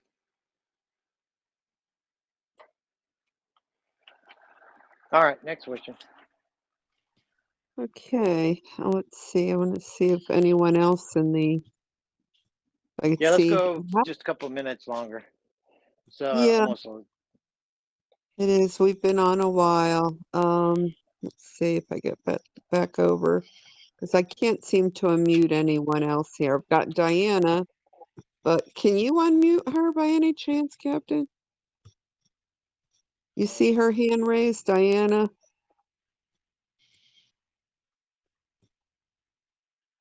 I No, can't. it won't let me. No, it Yeah. won't let me. No. Okay. All right. Let me get Yeah, back to there's the over 2,000 people in here, so it won't, it's really acting up. question stream again. Just give me So a let's do two second. more questions and then we're going to call it a night. I really wanted to do this because it kind of hurt my heart last night to have, you know, individuals, like the man said earlier, that, you know, we need to be more compassionate and understanding and forgiving to people. And a troll's a troll, but a person, we need to be, we just need to love each other more, and we need to not be smartasses to each other, and we need to be a lot more loving and caring and forgiving. um, Imagine if I was to take that route and to have these questions that are asked to me over and over again, and I acted like you ought to know. It's, we need to all love each other, and we all need to act like they don't know anything, and how can I help you? That's our role, help each other. Because when your family is going to need you. The people that are around you are going to need you, and they may have shit on you. Don't say a word. Just love them and help them. Yeah, I'd You like to. giving their forgiveness is not for them, it's for you. I don't know how many times I can tell you that. It is not for them, it's for you. Love them, forget them, and let it go, and help them understand what's going on. And when somebody's in the chat and somebody asks questions, be the first one to say, "Hey, can I help you? What do you need?" If I don't know, maybe we'll get one of the admins. "Hey, Kelly. Hey, Kyle. Can you help us?"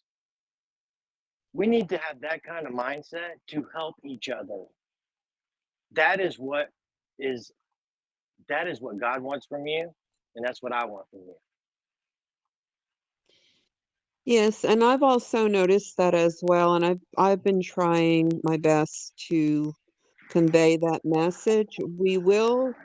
You can expect people to be coming in that are new, and they will give comments like they don't believe it or whatever. And that's fine, but you can also try to help them understand, ask them, what they've researched, what you can help them find out, what questions they might have, and how you can help them along. Because, I get it. It's hard when you know, and then people that come in and don't know. But we were there once too, and people helped us. And that's how we got where we are. And we have to do the same for our brothers and sisters. We have to be kind and generous and helpful. And even if they come in with a sarcastic response, we can soften that. We can break through. That was all in the making of being in the matrix and being treated a certain way by the deep state. That's what made that attitude. We can break through that and we can soften it and we can show them light and love. Absolutely. And All right, let's do also, if you Yeah, don't mind, Kyle, I wanted to mention about if you get DMs from people that are saying they're Kyle, and asking you, how are you doing through the crash and all this stuff. That is not him. They are fake accounts and they're trying to scam you. and they will. I'll just say too, it's not just people impersonating Kyle. Usually they open up with, hello, God-fearing patriot, or, have you contacted the QFS help support chat yet?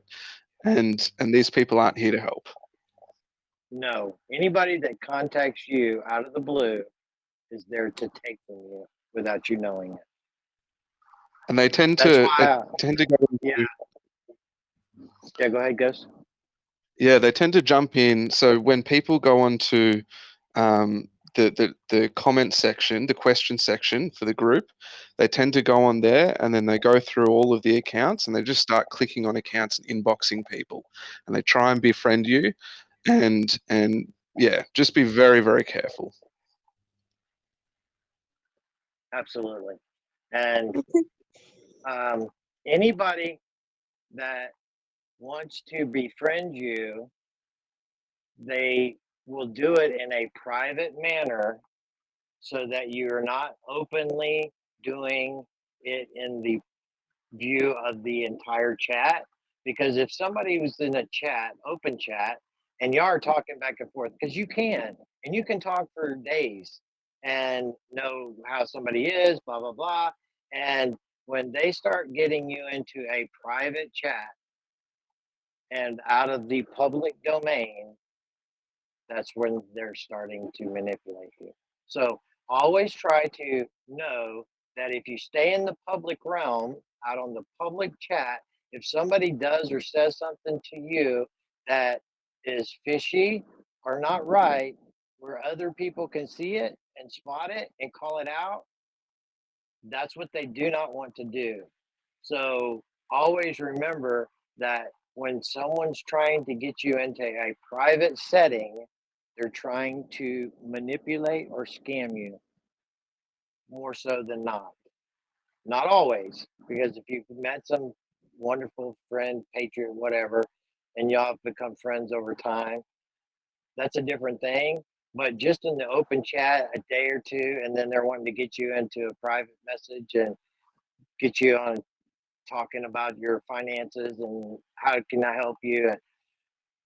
That's a huge red flag right there, and they're going to end up scamming you, and you're going to get screwed. I'm just telling you that right now. Okay, I have a good last question here, Kyle. All right. Are the reptilians and cloning a real thing? Yes. The cloning they have been doing since the 40s.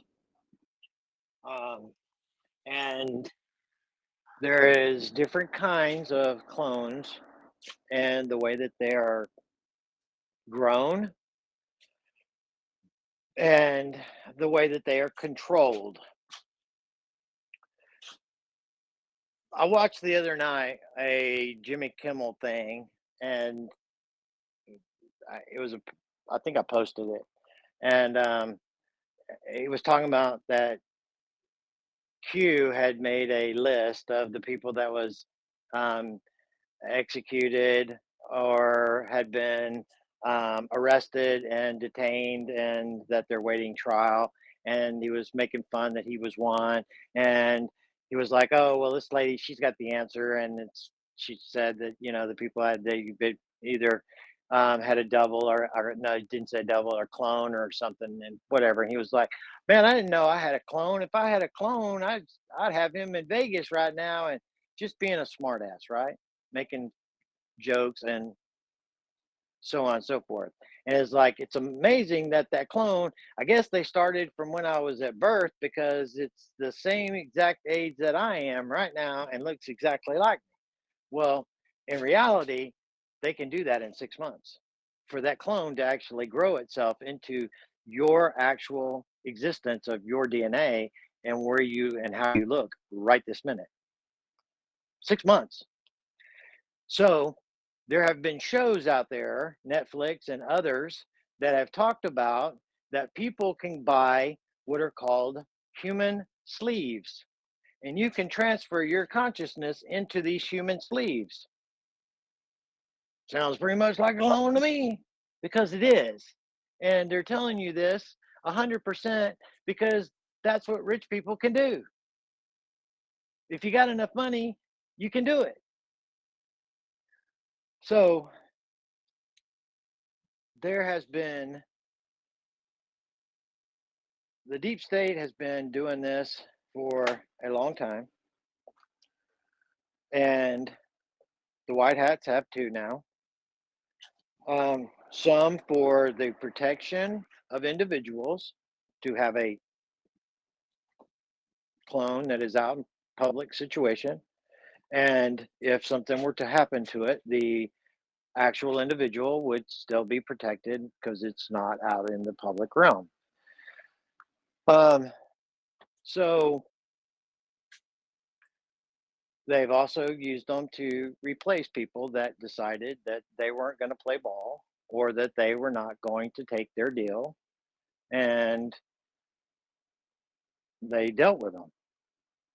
They're also CGI and other technologies that's out there, deep fakes that are easily available to be able to make anybody believe anything that they really want you to believe, period. And the human mask that they have today, the CIA got with Hollywood years and years back, and they took technology from Hollywood and developed it into their unlimited budgets all the way back into the 70s, and where the lady that was a head of the CIA's masking and disguise department actually briefed the president in a disguise and did not know it. You could be sitting right in front of somebody and you would not know that that is not who that individual is if they don't want you to. That is how good that technology is. It used to be very, very expensive, and it's not that much anymore. Um, the There was a famous bank robber that he was robbing banks, and he was using this old man real mask, and that's what they call him, is real mask, and it looked like an old man, and he was robbing banks as this old man, and he had become like this kind of like hero to people because it was this old man getting over on the man kind of deal, right? Well, they never caught the guy either, but the reason that they never caught him is because the very last bank he had robbed stopped after this. Um, he had gotten away, and as he was getting away, started to be caught and chased by the police. And this individual took off running, not as an old man, but as a young little whippersnapper that they could not keep up with and catch. And at that point, they pretty much determined that that individual was not who that individual was, but they did not have any idea who he really was ever, and never robbed another bank again using that disguise. Not to say this individual didn't use a different one and rob a different bank somewhere else. Don't know. But they started to change technologies within banks and some of the different systems that they started using heat sensors and stuff like that on the cameras to be able to tell whether or not you have a heat signature that's not being covered up by a prosthetic mask, because you can tell. And so it started to change the technology to be able to deter it, even though they couldn't tell that who the individual was and that he did actually look exactly like that individual, and you didn't know it. But the technology's there now to, and was then too, but they just didn't really needed to implement it to be able to discern that not really what you think you're looking at. And I've told you a bazillion times, and I'm going to tell you one more time, bazillion and one, nothing is as it appears. Nothing. And so, with that, I love every one of you guys. I have had an absolutely wonderful time speaking and talking to each one of y'all. Some incredibly awesome questions. I hope it's helped each one of y'all. And I hope I've encouraged you to be able to know that a lot of things are about to hit the freaking fan. And when they do, start dancing, shouting, praising the Lord, because you're standing there at the Red Sea and waiting for Him to open it because it's about to happen. So pull up that lawn chair, whip out your glass of tea, and say, Lord, what are you going to do next? And with that mindset, you're going to do absolutely awesome. I love every one of y'all. I expect God to bless each and every one of you. God asks that you place a hedge of protection and a mind of discernment on each one that is at the sound of my voice right now. Lord, I ask that your angels encamp about each and every one of them, around their families, around all of their property, and that anything that the devil has meant to steal, you will cut them off from it right now. And Lord, I just thank you and I praise you. In Jesus' mighty name, amen. And with that, good night, everybody. Thank you, Kyle. Good night, everyone. God bless you, Kyle. Good night, everyone.